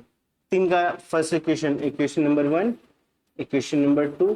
हमने सर इक्वेशन नंबर 1 में 3 का मल्टीप्लाई करने पे, जैसे 3 का मल्टीप्लाई करोगे तो आएगा 3x minus 3y equal to 3 4 12 -12। ठीक है, तो आप यहाँ स्टेटमेंट क्या डालोगे कि भैया इक्वेशन नंबर 1 में 3 का मल्टीप्लाई करने पे, सॉरी 3 का, हाँ 3 का मल्टीप्लाई किया तो इक्वेशन बन गया क्या? ये इक्वेशन बन गया 3x minus 3y equal to -12। और इक्वेशन नंबर 2 जैसा है वैसे ही लिख दो। अब देखो कोफिशिएंट के जो साइन है, गुणांक x का गुणांक क्या है? 3x, और यहाँ पे भी 3x, दोनों के साइन क्या है? प्लस है, तो यानी दोनों को क्या करना पड़ेगा? सब्ट्रैक्ट करना पड़ेगा। सेम साइन तो सब्ट्रैक्शन, यानी ये माइनस हो जाएगा, ये प्लस हो जाएगा, ये प्लस हो जाएगा। सॉल्व कर दो, ये कट गया। -3y प्लस 2y हो जाएगा minus of y equal to -12 plus 3 minus of 12, 3 12 में से 3 गए 9। y की वैल्यू कितनी आ गई? हमने कहा सर y की वैल्यू आ गई 9। क्लियर? हमने कहा ठीक है सर। अब क्या करना है? उठा के इक्वेशन नंबर 1 पे रख दो। हमने कहा सर इक्वेशन नंबर 1 है x minus y equal to -4। हमने क्या किया कि y का मान समीकरण 1 में रखने पर, तो समीकरण 1 में रख दीजिए, तो x minus 9 equal to -4, x equal to क्या होगा? 9 -4 -9 प्लस 9, 9 में से 4 गए 5, तो x वैल्यू क्या आ गई? 5। x की वैल्यू क्या आ गई? 5, और y की वैल्यू क्या आ गई तुम्हारी? कितना? 9। क्या पूछ रहा है? Determine the fraction. फ्रैक्शन हमारा क्या है? तो हमारा जो फ्रैक्शन होगा x अपॉन वाई फॉर्म में होगा। हमने कहा सर जी x की वैल्यू कितनी? 5, y की वैल्यू कितनी? 9। फाइनल आंसर क्या होगा? 5 में 9। अतः जो हमारा भिन्न है या जो हमारी संख्या क्या होगा, क्या होगी? 5/9 होगी। क्या ये बात समझ में आई? क्लियर है? तो इस तरीके से जब भी फ्रैक्शन वाले क्वेश्चन होंगे हम लोगों को सॉल्व करने हैं। तो चलिए बात कर लेते हैं आयु पर आधारित समस्या, यानी प्रॉब्लम बेस्ड ऑन एज। तो ये उस टाइप की प्रॉब्लम है जहां पर बच्चों को इक्वेशन बनाने में बहुत प्रॉब्लम होती है। तो कुछ स्पेसिफिक टर्म्स है, कुछ कंडीशन है जिनको आप याद रखिएगा कि जब भी इस टाइप के क्वेश्चन आएंगे तो हमको ये कॉन्सेप्ट लगाना है। उसके अलावा क्वेश्चन के अंदर जो भी कंडीशन देगी उसके अकॉर्डिंग हमें इक्वेशन बनानी। तो क्या कॉन्सेप्ट है? अगर मैं बात करूं कॉन्सेप्ट की, तो सिंपल सी कहानी क्या है, जब भी एज वाले क्वेश्चन आएंगे तो आपके जो भी टर्म्स हैं, जैसे यहाँ पे क्या है, पिता है, बेटा है ना, फादर सन है, या जिनके भी बेच की एज में रिलेशन दे रखा हो, उनकी प्रेजेंट एज को लेट करेंगे। यानी हम लोग हमेशा वर्तमान आयु को क्या करेंगे? लेट कर लेंगे कि भैया माना वर्तमान आयु हमारी x और y है। असल में ठीक है। और इसके बाद क्या चीज ध्यान रखनी है कि हमें अगर पास्ट की बात हो रही हो, भूतकाल की बात कर रहे हो, है ना, कोई भी टर्म ऐसा है जो पहले की बात कर रहा हो, उस कंडीशन में जो एज होगी, मैंने कहा सर 5 साल पहले की बात कर रहा हूं, अगर मैं 5 साल पहले की बात कर रहा हूं तो उस कंडीशन में दोनों की एज क्या होगी? 5 साल पहले जाएंगी, यानी x -5 होगा और y भी -5 होगा। वहीं पे अगर भविष्य की बात कर रहे हो, हमें इक्वेशन मिले, कंडीशन मिले जिसके अकॉर्डिंग हम बात कर रहे हो फ्यूचर की, ठीक है, भविष्य की, तो उस कंडीशन में दोनों की एज में, जैसे अगर मैं कहूँ 7 साल पहले की अगर बात करता हूँ, ठीक है, 7 साल आगे की अगर बात करते हैं कि 7 साल बाद क्या होगा, तो उस कंडीशन में हमारी जो वर्तमान आयु है उसमें दोनों वेरिएबल में क्या हो जाएगा? वो ईयर जुड़ जाएगा, क्योंकि अगर x 7 ईयर्स आगे जाएगा तो y भी 7 ईयर आगे जाएगा, यानी जो इनकी नेक्स्ट एज आएगी तो x + 7 और y + 7 आएगी। इस चीज को आप ध्यान रखिएगा। इतनी सी कहानी है क्या कि अगर भूतकाल यानी पास्ट की बात कर रहा हो तो उस कंडीशन में हम जो भी प्रेजेंट एज है उससे सब्ट्रैक्ट करेंगे, और जब भी फ्यूचर की बात करेगा तो प्रेजेंट एज में उसको ऐड करेंगे। क्लियर? और इसमें हमको बस ये चीज पकड़नी है कि भैया वो किस कंडीशन में कब की बात कर रहा हो। जैसे कि अब जैसे यहाँ पे क्वेश्चन है कि 5 साल बाद की बात कर रहा है या 5 साल पहले की बात कर रहा है। अब बात की बात कर रहा है तो पुरानी हो गई, भूतकाल की बात हो गई, सॉरी 5 साल बाद की बात कर रहा है, 5 साल बाद की अगर बात कर रहा है तो ये फ्यूचर की बात हो गई, और 5 साल पहले की बात कर रहा है तो ये पीछे की बात हो गई। तो इस कंडीशन में हम वर्ड्स को पकड़ करके समझेंगे कि भैया क्या चीजें हैं। तो ये चीज इंग्लिश में करना ज्यादा इजी है। तो आपको क्या करना है ना, जैसे अगर हिंदी में आप समझ पाओ तो अच्छी बात है। जैसे यहाँ पे मैंने क्या किया, 5 साल बाद दे रखा है, इजी में पकड़ लिया, ठीक है, या पहले दे रखा है तो पकड़ लिया। लेकिन इंग्लिश में ये चीज और आसान होती है। तो आपको क्या करना है कि जब भी क्वेश्चन सॉल्व कर रहे हो ना, तो बोर्ड के एग्जाम में हिंदी और इंग्लिश दोनों में पेपर आता है, तो एक बार इंग्लिश वाले टर्म में चले जाओ और वहां चेक कर लो कि क्या चीजें हैं, हेल्पिंग वर्ब क्या है। जैसे अगर मैं पहले बात करूँ 5 year hence father age will be, father age will be, तो वहीं पे 5 ईयर एगो, एक टर्म एगो है, यहाँ पे हेंस है, यहाँ विल बी है, और वॉज। सिंपल से कहानी है, ग्रामर तो आपको भी आती है। अगर बात विल बी है यानी फ्यूचर की बात होगी, और वॉज या वर टाइप में कुछ लगा हुआ तो ये पास्ट की बात होगी। तो इस तरीके से भी आप रिलेट कर सकते हो हेल्पिंग वर्ब के थ्रू। और आपको क्या रखना है कि वर्तमान आयु एक्स वाई लेट कर लेनी है, अगर पीछे की बात होगी, पास्ट की बात होगी तो सब्ट्रैक्ट कर देना है, और फ्यूचर की बात होगी तो वो चीज ऐड कर देनी है। इस तरीके से क्वेश्चन को सॉल्व करना है, ठीक है। तो चलो इस क्वेश्चन को सॉल्व करते हैं। सबसे पहले क्वेश्चन पढ़ते हैं और फिर इसको सॉल्व करते हैं। हमने कहा सर कह रहा कि 5 साल बाद, एक बार फिर से क्वेश्चन को समझते हैं। अभी तो मैं कॉन्सेप्ट समझा रहा था। तो क्या कह रहा कि भैया 5 साल बाद पिता की उम्र उसके बेटे की उम्र की 3 गुनी हो जाएगी। तो यहाँ पे हमने कहा सर सबसे पहले आपने कॉन्सेप्ट बताया क्या कि वर्तमान आयु लेट कर लो, तो लेट कर लेते हैं वर्तमान आयु किसकी, आप यहाँ पे लिख दीजिए माना वर्तमान आयु पिता की x और पुत्र की y।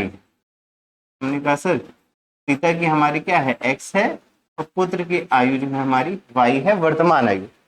ये चीज स्टेटमेंट में आप लिखोगे, ठीक है। अब इसने कहा 5 साल बाद, इंग्लिश में है hence father's age will B, future की बात कर रहे हैं, 5 साल बाद की बात कर रहे हो, तो इन दिस केस एज जो है क्या होगा, ऐड हो जाएगा।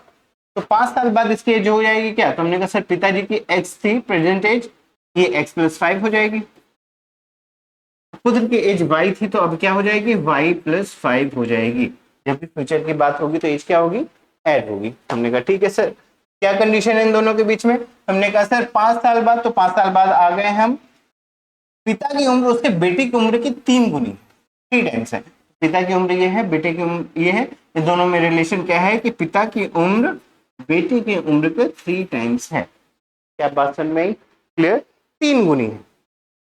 एक चीज याद रखिएगा, जब भी इस टाइप के क्वेश्चन करो तो इक्वेशन बनाने के बाद एक बार रिलेट जरूर कर लो कि क्या ये इक्वेशन इसी के अकॉर्डिंग है, आपको समझ में आ जाएगा कि सही है कि गलत। बात समझ में आई, चलो आ जाओ। तो हमने कहा सर ये हमारा इक्वेशन बन गया कि पिता की उम्र 3 टाइम्स है सन की उम्र से। हमने कहा ठीक, तो इसको सिंप्लीफाई कर लो, इक्वेशन बना लो।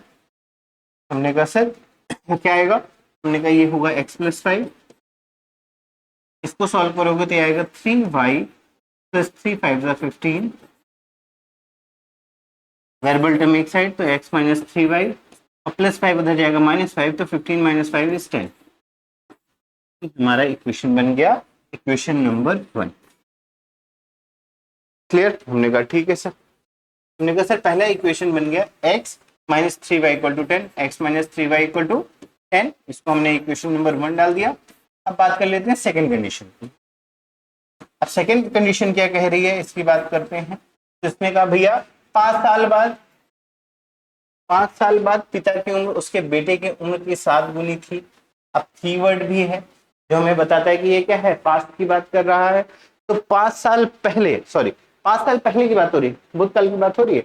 यहाँ थी आप समझोगे या इंग्लिश में आओगे तो आप वॉज देख लोगे, तो इससे हमें पता चल जाएगा पास्ट की बात हो रही। और पास्ट की बात है तो एज में क्या होगा, सब्ट्रैक्ट करेंगे, घटाएंगे। हमने कहा सर वर्तमान एज हमारी एक्स और वाई थी, तो 5 साल बाद की एज हमारी एक्स माइनस 5 और वाई माइनस 5 होगी। पिता की उम्र क्या होगी, एक्स माइनस 5 और पुत्र की उम्र होगी वाई माइनस 5। सॉरी, हाँ क्या है, 5 साल बाद है तो 5 को हमने क्या किया, दोनों में सब्ट्रैक्ट कर दिया। इसके बाद क्या कह रहा कि 5 साल पहले पिता की उम्र उसके बेटे की उम्र की 7 गुनी है। जो पिता की उम्र है उसके बेटे, ये पिता की उम्र है, ये बेटे की उम्र है, और पिता की उम्र बेटे की उम्र की 7 गुनी है, 7 टाइम्स है। क्लियर, पर्सन में क्या कि 5 साल पहले पिता की जो उम्र थी बेटे की उम्र से 7 टाइम्स थी, 7 गुनी थी। इक्वेशन बन गया। सिंप्लीफाई करते हैं तो ये होगा x माइनस 5 7y माइनस 10 5 35। हमने कहा 7y इधर आ जाएगा, ये हो जाएगा x माइनस 7y, प्लस 5 उधर जाएगा तो माइनस 35, और माइनस ये माइनस 5 उधर प्लस 5 तो हो जाएगा माइनस ऑफ 30। ठीक है, minus 5 plus 5 minus 35 plus 5 is minus 30। ये हमारा बन गया इक्वेशन नंबर 2। हमने कहा सर दोनों को सॉल्व करना है, एक्स के कोएफिशिएंट तो सेम ही है, तो क्या करो इक्वेशन 1 और 2 को सब्ट्रैक्ट कर दो। सॉरी, तो हमने क्या किया, इक्वेशन 1 और 2 को सब्ट्रैक्ट किया तो क्या होगा, तो हमने कहा sir x minus 3y equal to 10 और x minus 7y equal to हमारा है माइनस ऑफ 30। आप स्टेटमेंट प्रॉपर डालेंगे क्या कि इक्वेशन नंबर 1 से इक्वेशन नंबर 2 को सब्ट्रैक्ट करने पे, अतः समीकरण 1 से समीकरण 2 को घटाने पर। क्लियर सर, स्टेटमेंट डालने के बाद हमने क्या किया, हमने कहा सर घटाते हैं तो साइन चेंज होते हैं, तो ये माइनस हो जाएगा, प्लस है तो माइनस, माइनस है तो प्लस हो जाएगा, माइनस है तो प्लस हो जाएगा। क्लियर, ठीक है। हमने कहा सर घटाया तो साइन क्या होंगे इन दोनों के, ये हो जाएगा कट जाएगा, ये आएगा 7 और 3, 7 में से 3 गए 4, हो जाएगा 4y। बड़ी संख्या 7 है तो इसका साइन प्लस है, इक्वल टू 30 10 40 हो जाएगा। हमने सर y की वैल्यू आ जाएगी 40/4 यानी 10 हो गया y की वैल्यू। अब यहां से क्या करेंगे, तो हमने कहा सर y का मान समीकरण 1 पे रखने पर स्टेटमेंट डालिएगा और सॉल्व करिएगा। तो हमने कहा सर समीकरण 1 है हमारा x minus 3y equal to 10, y की वैल्यू 10 है तो ये हो जाएगा x minus 3 into 10 equal to 10, ये हो जाएगा 30, माइनस 30 उधर जाएगा प्लस 30, तो x की वैल्यू आ जाएगी 4। यही बस में, यानी पिता की उम्र हमारी 40 है, वर्तमान आयु, पिता की वर्तमान आयु क्या है 40, और पुत्र की वर्तमान आयु हमारी 10 है। क्लियर है, तो इस तरीके से क्वेश्चन को सॉल्व करना है और चीजों को समझना है। तो याद रखिएगा एज वाले क्वेश्चन में क्या कॉन्सेप्ट है। क्लियर, अब चलते हैं अगले सवाल की ओर। फिर से एक एज वाला क्वेश्चन है, क्या कह रहा, 5 साल पहले नूरी की उम्र सोने की उम्र से 3 गुनी है और 10 साल बाद नूरी की उम्र सोने से 2 गुनी हो जाएगी, हो जाएगी। Clear, 5 years ago Nuri was thrice as old of the Sonu, thrice as old as Sonu, और 10 years later Nuri will be twice as old as Sonu। हमने कहा सर दो चीजें हैं, पहले नूरी है और फिर सोनू है। हमें क्या करना है, मानना है कि माना वर्तमान आयु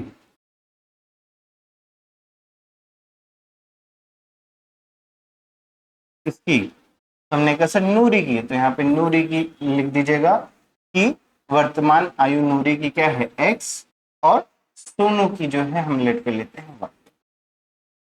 आप स्टेटमेंट डालोगे, माना नूरी की वर्तमान आयु x है और सोनू की वर्तमान आयु y। स्टेटमेंट डाल दिया, ठीक है। इसके बाद क्या करेंगे, हमने कहा सर 5 साल पहले की बात हो रही, 5 साल पहले, 5 साल पहले यानी पास्ट, पास्ट है तो क्या करेंगे, दोनों को सब्ट्रैक्ट करेंगे। 5 साल पहले होगा तो दोनों सब्ट्रैक्ट होंगे, इससे भी और इससे भी। 5 साल पहले की बात करोगे तो दोनों की एज में वो कम होगा ना, तो x माइनस 5 और y माइनस 5। हमने कहा ठीक है सर, तो क्या था कि 5 साल पहले नूरी की जो उम्र थी सोनू से 3 टाइम्स थी, तो नूरी की उम्र क्या है x माइनस 5, सोनू के y माइनस 5, और इनमें क्या रिलेशन है कि नूरी की उम्र सोनू की उम्र से 3 टाइम्स है। अच्छा जी, सॉल्व कर लीजिए तो आएगा x minus 5 equal to 3y minus 3 5 50, हमने कहा सर 3y इधर आ जाएगा तो ये हो जाएगा x minus 3y equal to -5 + 5 तो माइनस ऑफ 10 हो जाएगा। ये आपका हो गया इक्वेशन नंबर 1। ठीक है, कंडीशन के अकॉर्डिंग।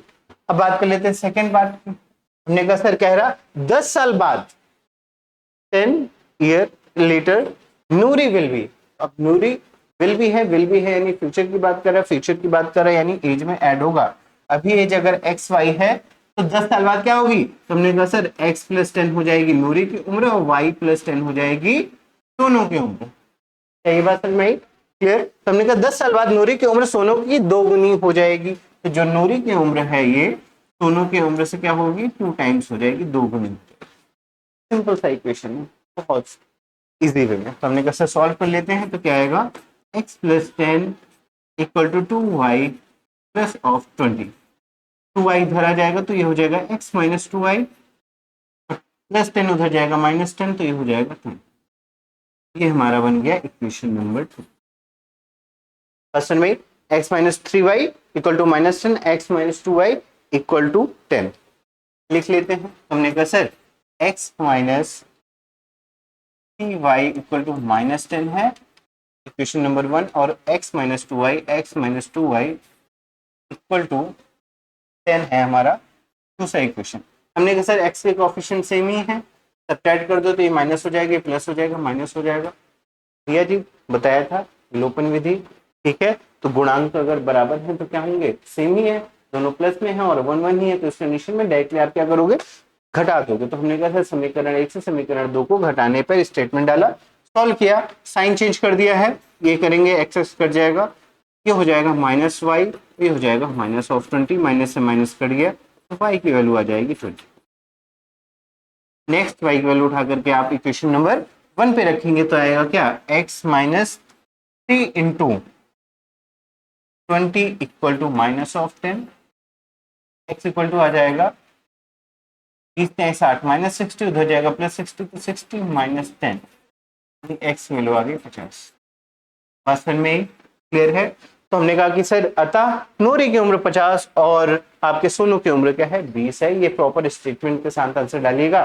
देखो लैंग्वेज बहुत इंपॉर्टेंट है इस टाइप के क्वेश्चंस में, तो आपको उसका जरूर ध्यान रखना है। जो भी स्टेटमेंट में बोल रहा हूँ आप ध्यान रखिएगा और उसको अपने हिसाब से लिखना है या आदत डालिएगा। क्लियर, चलो आ जाओ। ठीक है, अब चलते हैं अगले सवाल की ओर। और भैया यही वो क्वेश्चंस हैं जो आपके पेपर में आने वाले हैं। टाइम डिस्टेंस है ना, तो टाइम डिस्टेंस एंड स्पीड की अगर बात करूं तो इसमें 2 टाइप के क्वेश्चंस आते हैं, एक ये सिंपल वाले, एक बोट वाले, और दोनों के 2 डिफरेंट कॉन्सेप्ट हैं, दोनों को अच्छे से समझेंगे। तो सबसे पहले बात कर लेते हैं problem based on time distance and speed के बारे में। सर कॉन्सेप्ट बता देते हैं पहले क्या है, ठीक है। तो मैंने कहा कि सर एक तो फॉर्मूला है, स्पीड इक्वल टू क्या होता है डिस्टेंस अपॉन टाइम, सिंपल सी कहानी। देखो यहाँ पे 3 वेरिएबल देख रहे हैं, स्पीड यानी चाल बराबर दूरी बटा समय, चाल है, दूरी है, समय है, 3 वेरिएबल्स, 3 चर हैं। तो इन तीनों में से 2 आपके कांस्टेंट होंगे, एक कांस्टेंट होगा और बाकी 2 वेरिएबल होंगे, तो उसी के अकॉर्डिंग कंडीशंस होगी, जो भी कंडीशन होगी हम देख लेंगे। हमने कहा ठीक है सर, लेकिन जो बच्चों को कंफ्यूजन होती है ना वो ज्यादातर होती है स्पीड को लेकर, ठीक है। तो याद रखिएगा जब भी 2 ऑब्जेक्ट के कंपेयर की बात करूंगा, मैंने कहा सर अगर 2 ऑब्जेक्ट हैं और दोनों क्या कर रहे हैं, लेट ये ऑब्जेक्ट हमारा क्या है ए है,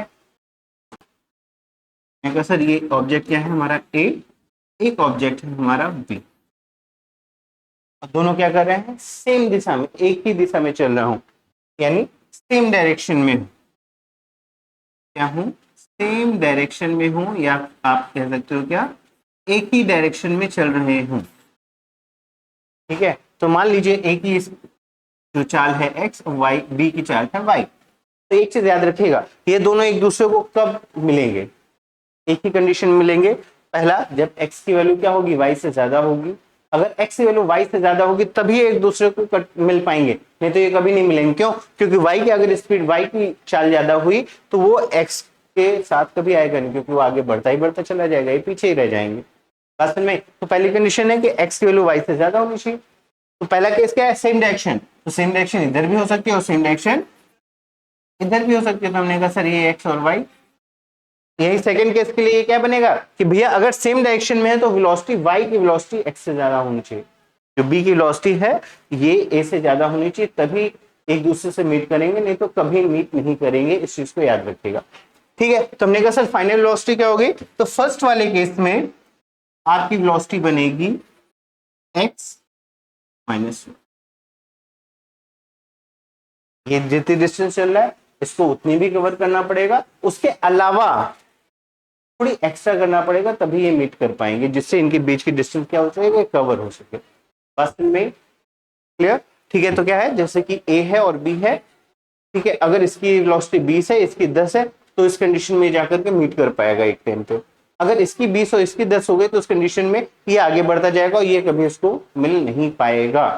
तो जब भी सेम डायरेक्शन वाली बात आएगी तो वेलोसिटी क्या होंगी, सब्ट्रैक्ट होंगी, इस चीज को याद रखिएगा। सेम केस हमने कहा सर यहाँ पे वेलोसिटी आपकी आएगी y माइनस एक्स, बात समझ में आई?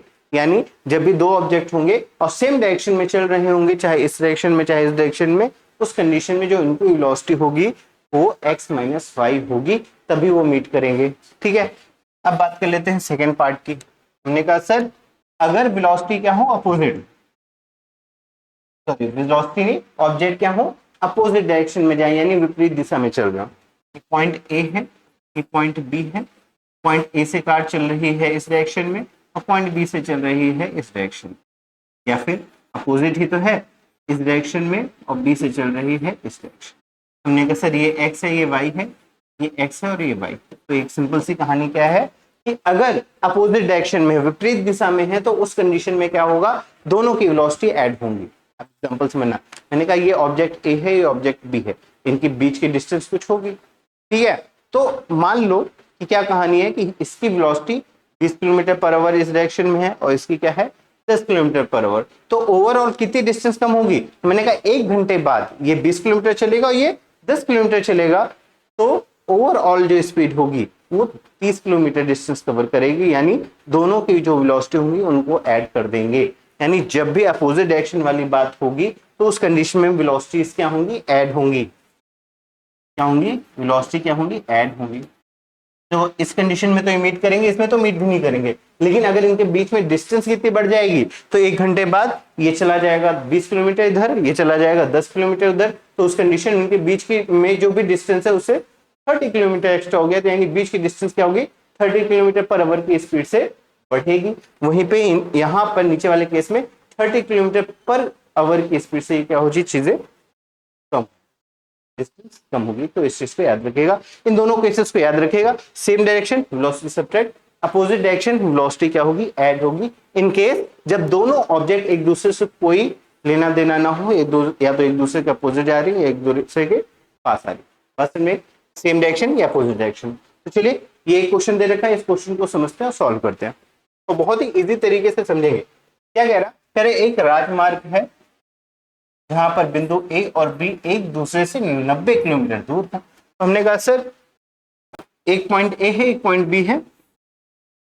और इनके बीच की डिस्टेंस, देखो यार इस टाइप के क्वेश्चन में आप फिगर बना लोगे ना तो थोड़ा ज्यादा इजी होता है चीजों को समझने के लिए। तो मैंने कहा सर इनके बीच की डिस्टेंस दे रखा है 90 किलोमीटर, 90 किलोमीटर। हमने कहा ठीक है सर, ये तो पहला स्टेटमेंट। सेकंड क्या कह रहा, कह रहा कि एक कार ए से और दूसरी कार बी से एक ही समय पर चलना शुरू करती है।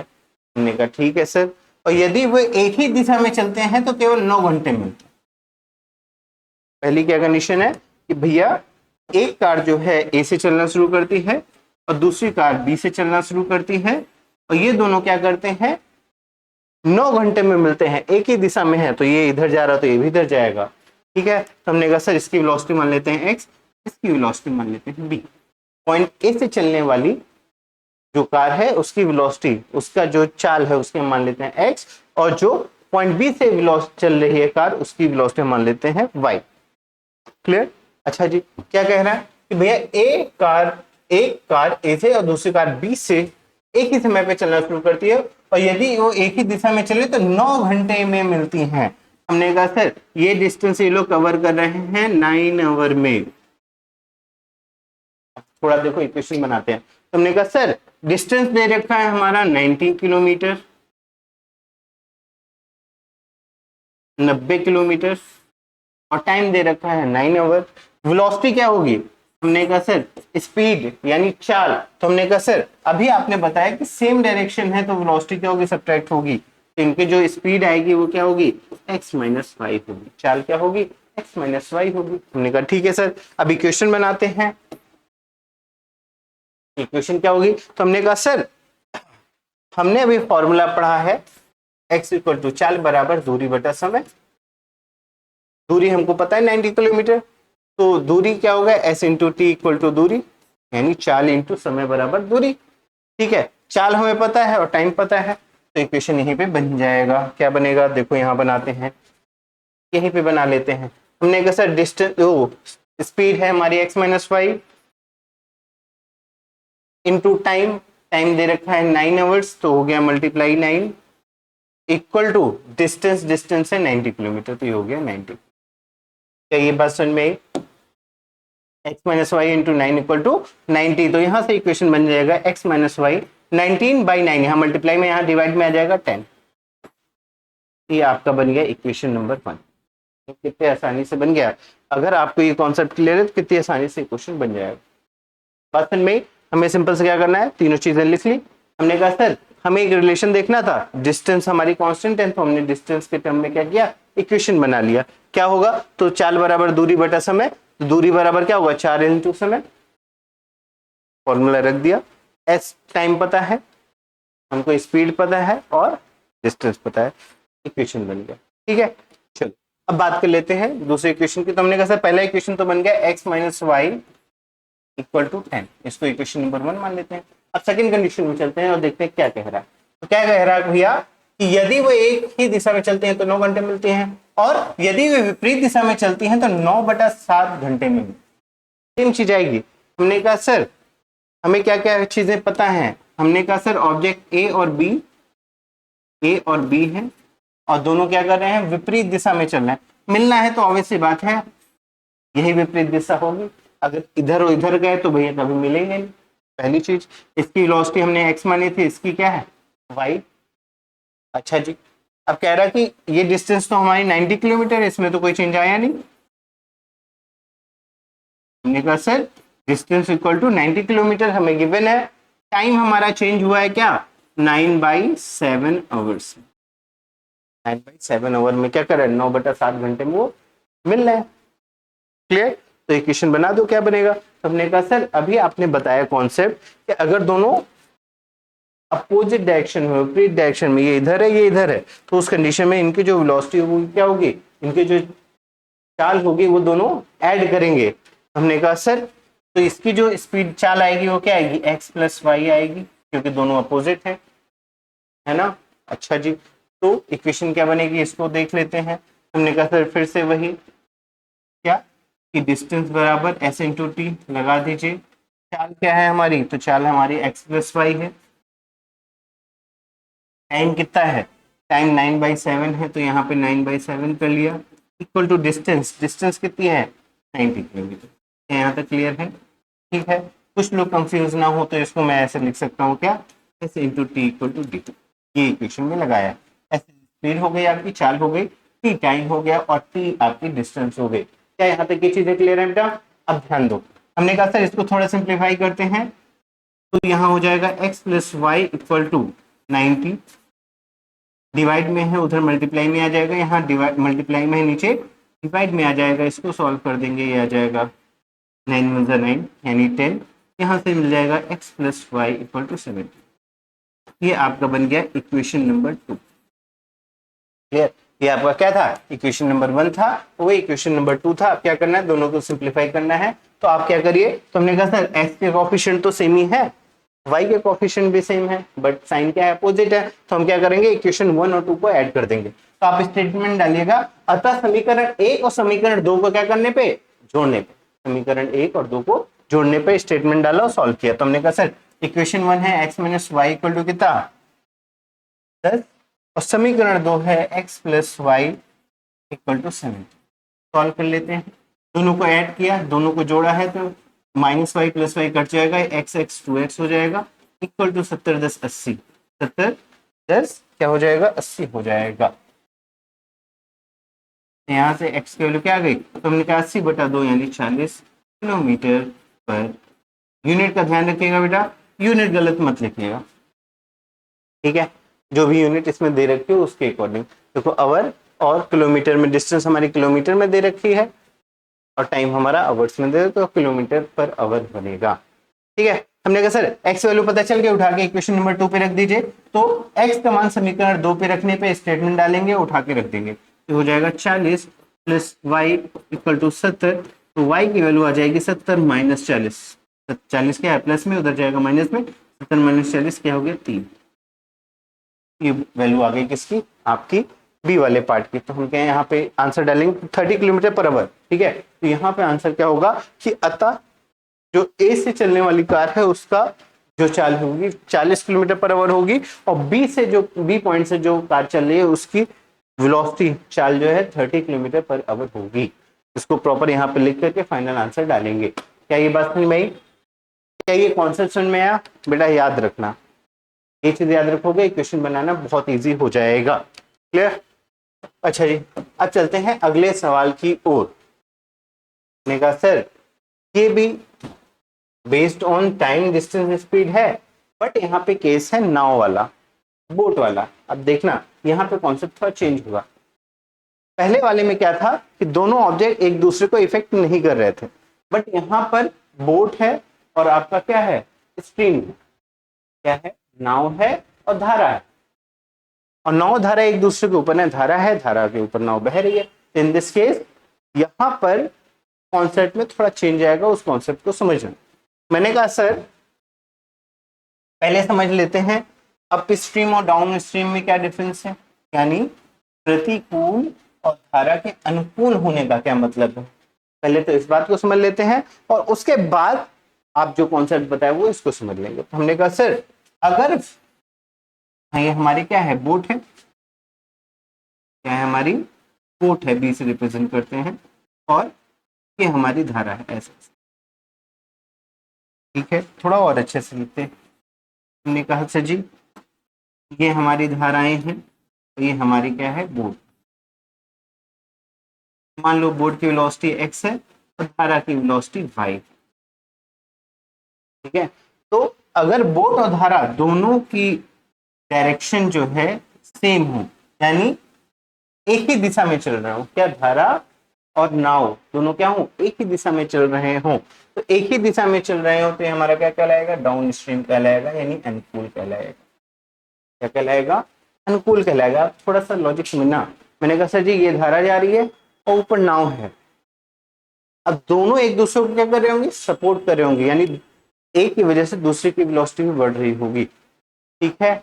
बात समझना, ये बोट जा रही है और ये हमारी धारा है, तो इस कंडीशन में धारा और जो आपका बोट है नाव, दोनों की वेलोसिटी क्या होगी ऐड होगी। बल्कि इससे पहले वाले कॉन्सेप्ट में जब दोनों ऑब्जेक्ट एक दूसरे को इफेक्ट नहीं कर रहे थे, तो उस कंडीशन में हम क्या कर रहे थे सेम डायरेक्शन में होने पे वेलोसिटी को सब्ट्रैक्ट कर रहे थे, बट यहाँ सेम डायरेक्शन होने पे क्या करेंगे ये एक दूसरे को सपोर्ट करेंगे, यानी एक दूसरे को क्या करेंगे अनुकूल होंगे। तो उस कंडीशन में जो हमारी नई वेलोसिटी नई चाल होगी वो x प्लस वाई होगी, और इसी को हम क्या कहते हैं, तो हमने कहा सर ये डाउन स्ट्रीम, क्या है डाउन स्ट्रीम, या हिंदी में कहो तो अनुकूल धारा, धारा के अनुकूल चल रही, ठीक है। वहीं पे अगर अप स्ट्रीम की बात कर लो तो हमारे जैसे ये बोट है, ये बोट की डायरेक्शन है, बट जो हमारी जो धारा है उसकी डायरेक्शन ये दूसरे कलर से रिप्रेजेंट करते हैं। हमने कहा सर ये हमारी बोट है जिसकी वेलोसिटी है x, और ये हमारी धारा है जिसकी y, और ये दोनों एक दूसरे के अपोजिट है। इससे पहले वाले केस में हमने पढ़ा था जब दोनों ऑब्जेक्ट एक दूसरे को इफेक्ट नहीं कर रहे थे, तो उस कंडीशन में अपोजिट होने पे डायरेक्शन हम क्या कर रहे थे वेलोसिटी को ऐड कर रहे थे, बट यहाँ पे क्या होगा सब्ट्रैक्ट होगा, क्योंकि भैया बोट को ज्यादा ताकत लगानी पड़ेगी इधर जाने के लिए, पहले इसकी जो पावर है उसको यूटिलाइज करना पड़ेगा, उसके बाद वो आगे बढ़ सकती है। बात सुन रही। तो इस कंडीशन में बोट और धारा की वेलोसिटी को हम सब्ट्रैक्ट करेंगे, तो जो फाइनल वेलोसिटी होगी ना x माइनस वाई होगी, और यहाँ पे भी कंडीशन है एक्स की वेलोसिटी वाई से ज्यादा होनी चाहिए। अगर एक्स की वेलोसिटी वाई से ज्यादा नहीं होगी तो उस कंडीशन में बोट कहीं नहीं जाएगी, बल्कि वो धारा के साथ बह जाएगी। बात समझ में आई? ठीक है, तो इस चीज को ध्यान रखिएगा कि बोट वाली केसेस में जब डाउन स्ट्रीम यानी अनुकूल हो धारा और बोट दोनों क्या है एक दूसरे के अनुकूल चल रही हो, तो उस कंडीशन में दोनों की जो वेलोसिटी होती है, दोनों की जो चाल होती है उसको ऐड करेंगे, और अगर वो अपोजिट है तो क्या करेंगे, सब्ट्रैक्ट करेंगे। याद रखिएगा, बहुत ही प्यारा सा कॉन्सेप्ट है और बोर्ड से रिलेटेड क्वेश्चन आते ही आते हैं, इस चीज को भी ध्यान रखिएगा। चलो आ जाओ जल्दी से, हमने कहा सर क्वेश्चन पढ़ते हैं और इक्वेशन बनाते हैं। पहला क्या कह रहा, 10 घंटे में 30 किलोमीटर धारा के प्रतिकूल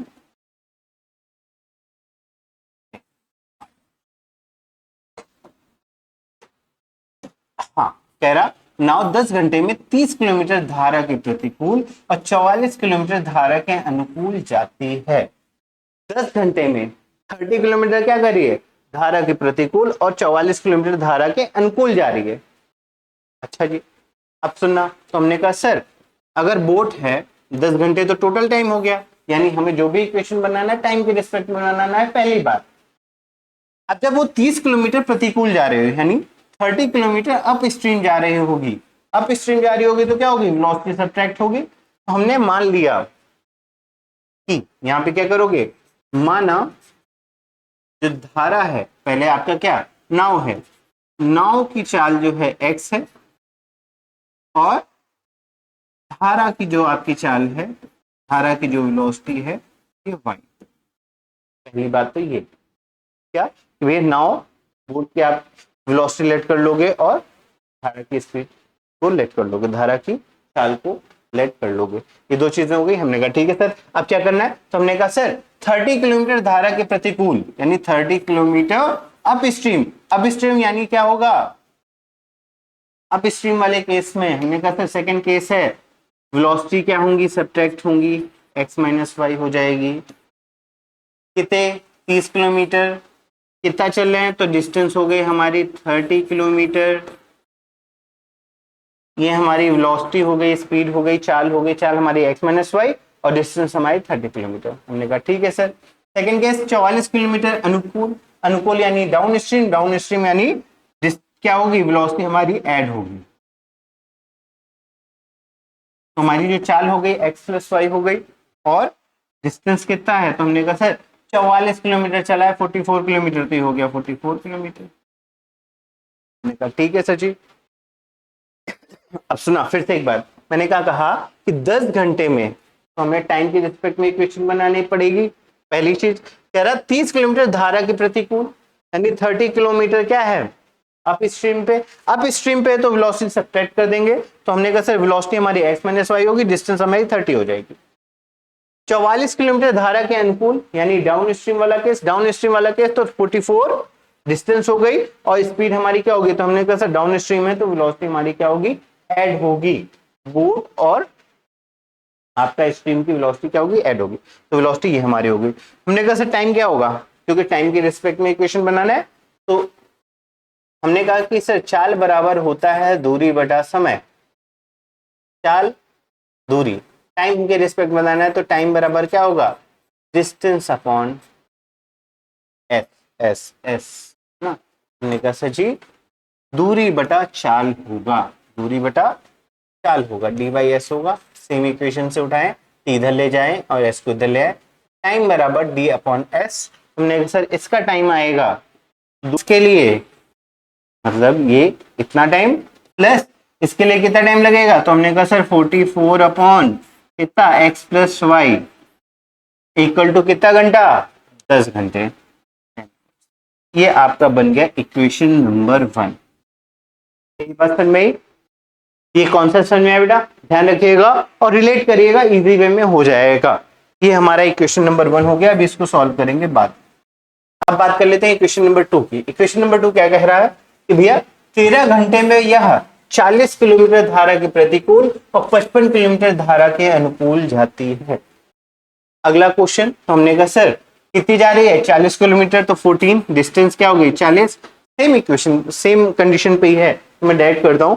हमने कहा सर 14 किलोमीटर कितना चली, 40 किलोमीटर इधर प्रतिकूल हमने कहा सर अगर प्रतिकूल चली है तो इस कंडीशन में क्या होगा, क्या है 14 किलोमीटर अप स्ट्रीम, यानी जो हमारी वेलोसिटी क्या होगी, सब्ट्रैक्ट होगी, ये हो जाएगा x माइनस वाई।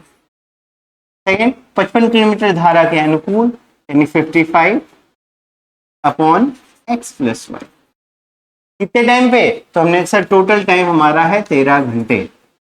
जिस तरीके से ये क्वेश्चन बनाया था उसी तरीके से ये क्वेश्चन बनेगा। सिंपल सी कहानी है, इसलिए ज्यादा इसमें टाइम नहीं दे रहा हूं। ये हमारा बन गया इक्वेशन नंबर 2। क्या ये बात समझ में आई मेरे प्यारे बच्चों? हमने कहा सर इक्वेशन नंबर 1 भी यहीं लिख लीजिए। क्या होगा, 30 by x minus y plus 44 by x plus y equal to 10। ये हमारा है इक्वेशन नंबर, सॉरी ये 1 था आपका और ऊपर वाला 2 था। अब एक चीज और देखो, अभी इसके कोएफिशिएंट को इक्वल करके सॉल्व करना है, लेकिन यहाँ पे क्या प्रॉब्लम है कि भैया अपॉन में x माइनस वाई अपॉन में x प्लस वाई है। तो जब भी इस टाइप के लीनियर इक्वेशन आते हैं तो हम एक ट्रिक यूज करते हैं, चलो उसको देखते हैं। हमने कहा सर जब भी सिमिलरिटी देखी वहां n x minus one upon x minus y, 1 upon x plus y, 1 upon x minus y, तो हमें सिंपल सा क्या करना है कि हमेशा 1 अपॉन एक्स माइनस वाई जो टर्म दोनों में क्या हो, कॉमन वाले पार्ट हो, उसको लेट कर लो। तो हमने कहा सर इसको लेट कर लेते हैं p, और 1 अपॉन एक्स प्लस वाई को लेट कर लेते हैं हम, ये वाला क्यों कर लो या छोटा वाला क्यों कर लो, आपके ऊपर। सर क्या कर लिया, फिर क्या ये बात समझ में मेरे प्यारे बच्चों? हमने क्या किया, 1 अपॉन एक्स माइनस वाई को p और 1 अपॉन एक्स प्लस वाई को q लेट कर लिया है। ओके तो अगर मैं इसको लेट करता हूं तो इक्वेशन देखो क्या बनेगा। तो हमने कहा सर सेकेंड वाला इक्वेशन बन जाएगा 14 1 अपॉन एक्स माइनस वाई की जगह p, तो 14p plus 55q equal to 13। ये इक्वेशन नंबर बन गया आपका 3, और इसको बना लेते हैं तो ये आएगा 13p plus 44q equal to 10। ये इक्वेशन नंबर 2। अब इक्वेशन नंबर 3rd 4 को सॉल्व करेंगे, और 3rd 4 को सॉल्व करके p की वैल्यू निकाल करके यहाँ पे रख देंगे, तो हमें x और y की वैल्यू मिल जाएगी। तो इस तरीके से इस टाइप के क्वेश्चन को सॉल्व करते हैं। तो याद रखना भैया ये आएगा तो मैक्सिमम नंबर पे आएगा 5 to 6 मार्क्स पे, तो अच्छे से कॉन्सेप्ट को समझ लेना। अच्छा जी, तो चलिए इस क्वेश्चन को सॉल्व करते हैं। हमने कहा सर हमें इसके कोएफिशिएंट को इक्वल करना पड़ेगा, तो हमने कहा सर p के कोएफिशिएंट को इक्वल करते हैं, क्या करना पड़ेगा। तो हमने कहा सर समीकरण 3 में जो है हम 3 का, और समीकरण 4 में हम 4 का मल्टीप्लाई करा दें। यहाँ स्टेटमेंट डाल दीजिएगा, इसको उठा के इस समीकरण, यहीं पे मैं दिखा दे रहा हूं समीकरण, क्योंकि p का कोएफिशिएंट इक्वल करना है, तो समीकरण 3 में हमने 3 का, और समीकरण 4 में हमने 4 का मल्टीप्लाई करा दिया। कराए होते हैं, देखिए क्या मिलेगा। तो हमने कहा 4 टाइम 12 120 p प्लस 3 5 15 5 हासिल 1, 3 5 15 1 165q इक्वल टू 13 39 39। ठीक है, नेक्स्ट इसमें 4 का मल्टीप्लाई करोगे, 4 टाइम 12 120 p प्लस 4 से 4 चौको 16 की 6 हासिल 1, 4 चौको 16 1 17 176 q इक्वल टू 10 चौक 40। अब ये चीज थोड़ा सा आप रिलेट कर लीजिएगा, सिंपल सा। हमने क्या किया, 3 का मल्टीप्लाई किया, 4 का किया, हमको ये इक्वेशन मिल गया। हमने कहा सर p के कोएफिशिएंट सेम हो गए, दोनों का क्या करोगे, सब्ट्रैक्ट कर दो, तो ये माइनस और ये माइनस जाएगा कट। इसको सॉल्व करोगे तो क्या होगा, 6 में से 5 गए 1, 7 में 6 गए 1, और minus of q equal to 40 में से 39, तो ये हो जाएगा माइनस ऑफ 1, q की वैल्यू आ जाएगी 1/11। q की वैल्यू क्या आ गई, 1/11। यहाँ तक क्लियर? हमने कहा ठीक है सर, अब क्या करना है। तो हमने कहा सर q की वैल्यू आ गई 1/11। अब हम इसकी वैल्यू को उठा करके इक्वेशन नंबर 3 पे रखेंगे। हमने कहा सर इक्वेशन नंबर 3 क्या दे रखा है भैया, 40p 40p plus 55q, 55q equal to 13 q की वैल्यू आ गई 1/11। हमने कहा भैया q का मान q का मान समीकरण 3 में रखने का। ठीक है, तो जैसे ही q का मान समीकरण 3 में रखेंगे देखो क्या मिलेगा। हमने कहा 40p plus 55 into 1/11 equal to 13, 11 × 55 तो ये 5 आ जाएगा। 14p इक्वल टू 5 प्लस में उधर माइनस में जाएगा तो 13 - 5, p इक्वल टू हो जाएगा 13 - 5 है कितना 8, 8/40, 8 × 45 तो ये हो जाएगा 1/5। हमने कहा सर q की वैल्यू 1/11 और p की वैल्यू 1/5 आ जाएगा। p और q की वैल्यू निकाल क्या करेंगे, तो हमने कहा सर p और q की वैल्यू निकाल करके हम इक्वेशन नंबर ये भी आपका जो लेट किया था उस पर रख देंगे। तो यहां से मिल जाएगा क्या, तो हमने कहा sir 1/x - 1 x - y equal to क्या लिया था p इज 1/5। तो यहां से मिल जाएगा x - y इक्वल टू 5 इधर जाएगा cross multiply x - y equal to 5। ठीक है, इसके बाद हमने कहा sir q equal to 1/11, q की वैल्यू क्या है, तो हमने कहा सर q इक्वल टू 1/11 तो 1/x plus y equal to 1/11 तो 11 x plus y equal to 11 आ जाएगा। हमने कहा सर यहाँ मिल जाएगा x plus y equal to 11। बात समझ में आई भाई। सबसे पहले इक्वेशन बनाएंगे, इक्वेशन बना करके हम क्या करेंगे, आपको इस तरीके से इस टाइप वाले क्वेश्चन बन गए। इस इक्वेशन को हमको सॉल्व करने का तरीका क्या है कि हमेशा वैसे डायरेक्टली सॉल्व कर सकते हो, ठीक है, लेकिन हमने क्या करना है, एक ट्रिक यूज करनी है कि 1/x - y को p 1/x प्लस y को q लेट करना है, इक्वेशन बनेगा, सिंप्लीफाई करना है, p और q की वैल्यू निकालनी है, p बाई q की वैल्यू उठा के यहाँ पे रख देनी है, तो हमको एक और इक्वेशन मिल जाएगा x - y इक्वल टू 5 और x plus y equal to 11।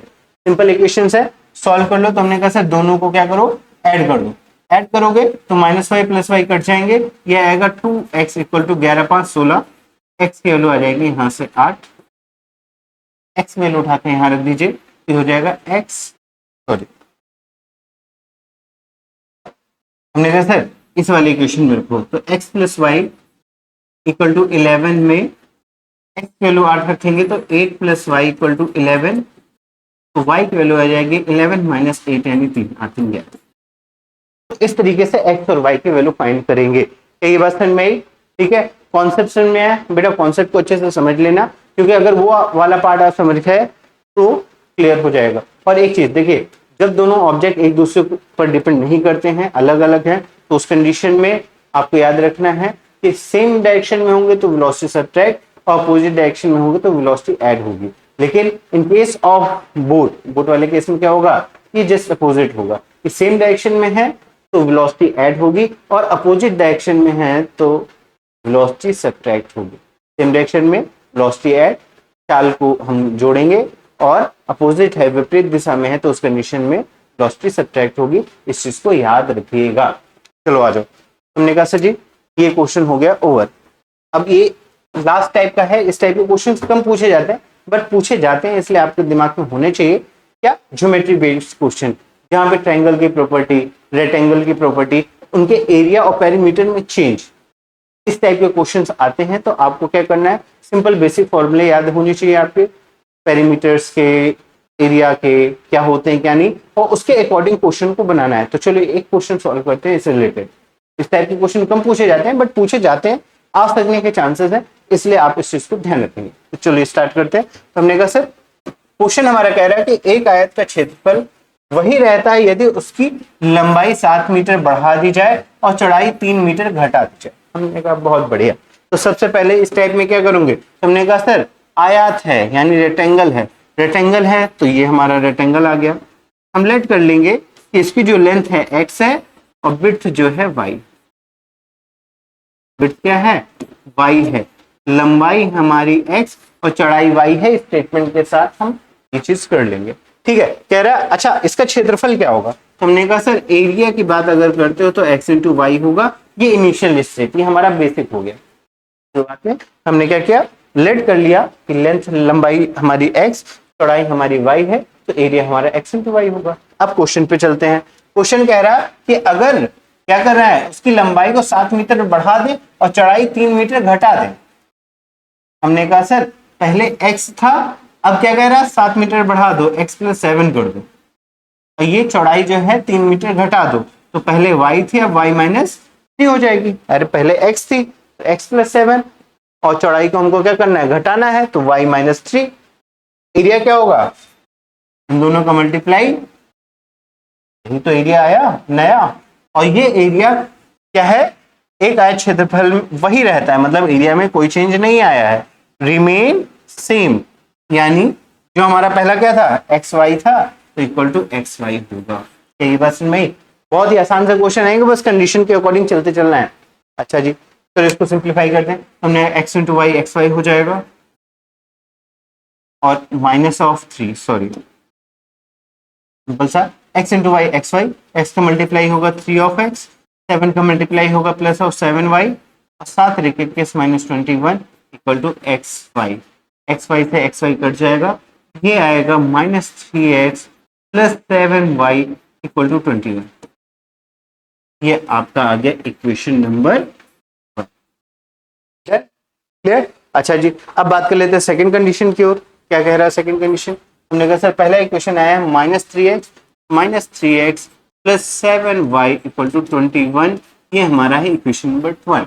Equation number 2 की बात कर लेते हैं। तो इसने कहा था जी यदि लंबाई 7 मीटर घटा दी जाए और चौड़ाई 5 मीटर बढ़ा दी जाए तो क्षेत्रफल पे कोई असर नहीं पड़ेगा। तो हमने कहा सर लंबाई x थी, अब क्या कर रहा है, लंबाई को 7 मीटर घटा रहा है, यानी अब x माइनस 7 हो जाएगी। चौड़ाई को क्या कर रहा है, 5 मीटर बढ़ा रहा है, पहले y थी अब क्या होगी, y प्लस 5 हो जाएगी, बढ़ा रहे हो तो ऐड कर दोगे, और दोनों का एरिया ये होगा जिसमें कोई चेंज नहीं आया। यही तो कह रहा है क्षेत्रफल पर कोई भी असर नहीं पड़ा, यानी जो पहले था, पहले कितना था x minus x into y, वही रहेगा। हमने कहा ठीक है सर, सॉल्व करते हैं फिर से। तो x into y x y हो जाएगा, x का मल्टीप्लाई होगा तो प्लस ऑफ 5x हो जाएगा, 7 का माइनस ऑफ 7y हो जाएगा, 7 5 35 माइनस 35 हो जाएगा इक्वल टू एक्स वाई हो जाएगा। याद रखिएगा ये मल्टीप्लाई करते वक्त गलती नहीं कर सकते हैं आप। फिर से x into y x y, x into 5x, minus 7 y, minus minus plus minus 7 5 35 equal to x y से एक्स वाई कट जाएगा, बनेगा 5x minus 7y equal to 35। ये आपका है इक्वेशन नंबर 2। बात समझ में? हमने कहा ठीक है सर, क्या कर सकते हैं, तो हमने कहा सर इक्वेशन 1 और 2 में y के कोएफिशिएंट तो सेम है, इसका साइन प्लस है, इसका माइनस। आपने बताया था कि जब गुणांक के साइन क्या हो, अपोजिट हो, तो उस कंडीशन में दोनों क्या करना है, ऐड कर देना है। तो आप यहाँ पे डालोगे कि अतः समीकरण 1 और 2 को जोड़ने पर क्या आएगा, तो हमने कहा sir ji -3x plus 7y equal to 21, और दूसरा इक्वेशन है 5x minus 7y equal to 35, और दोनों को क्या करेंगे, जोड़ देंगे। जोड़ेंगे तो ये टर्म कट जाएगा, ये आएगा 5x minus 3x is 2x, और 5 1 6 3 2 5 56, x की वैल्यू आ जाएगी 56/2, 2 2 4 1 2 8 16, तो x की वैल्यू आ गई 28। x का मान आ गया, उठा करके समीकरण 1 पर या 2 पर किसी में भी रख देंगे, आंसर आ जाएगा। तो हमने कहा सर x का मान समीकरण 1 पे रखने पे क्या होगा, हमने कहा सर समीकरण 1 है, यहाँ पे स्टेटमेंट डालिएगा x मान समीकरण 1 पे रखने पर, तो ये इक्वेशन लिखा -3 into 3x plus 7y equal to 21, 7y equal to 21, x का मान रखा तो -3 into 28 plus 7y equal to 21।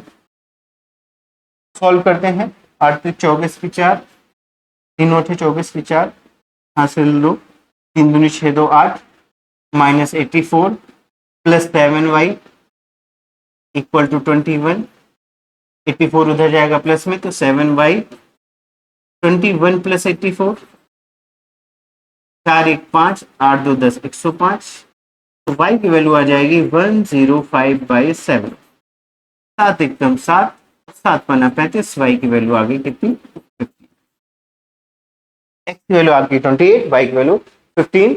तो आप यहाँ पे आंसर डाल दोगे। अतः आयत की लंबाई आपका 28 और चौड़ाई 15 है। इसके बाद मीटर में है तो 15 मीटर। बस में यूनिट का ध्यान रखिएगा, आंसर लिखने के तरीके पे ध्यान रखिएगा और हर एक छोटे कॉन्सेप्ट को समझिएगा, ठीक है, जिससे कि चीजें क्या हो, सही तरीके से हो जाए। बस में अच्छा, तो आई होप यहाँ तक की चीजें आपको बहुत अच्छे से समझ में आई होंगी, है ना। और हमारा ये चैप्टर यहीं कंप्लीट होता है। इसके सारे कॉन्सेप्ट समझ में आ जाते हैं। आपका लीनियर इक्वेशन 2 वेरिएबल हमने सारे पार्ट को पहले ही कंप्लीट कराया हुआ है इससे पहले वाले वीडियो में, और यहाँ पे हमने हर एक टाइप की वर्ड्स प्रॉब्लम कर ली। क्या करना है आपको, कॉन्सेप्ट को अच्छे से समझ लेना है और इसकी प्रैक्टिस करनी है। देखो एक वर्ड प्रॉब्लम में practice most important part play करती है, तो जितनी आप प्रैक्टिस करोगे उतना इजी तरीके से आप क्वेश्चन को सॉल्व कर सकोगे। और यहाँ पे मैंने कॉन्सेप्ट बताई दिए हैं जिसके अकॉर्डिंग आपको इक्वेशन बनाने हैं। अच्छे से प्रैक्टिस करेंगे, चीजें आसानी से हो जाएंगी, ठीक है। तो आई होप यहाँ तक का वीडियो आपके लिए हेल्पफुल होगा आपके एग्जाम के लिए। मिलते हैं नेक्स्ट वीडियो में। थैंक यू और जय हिंद।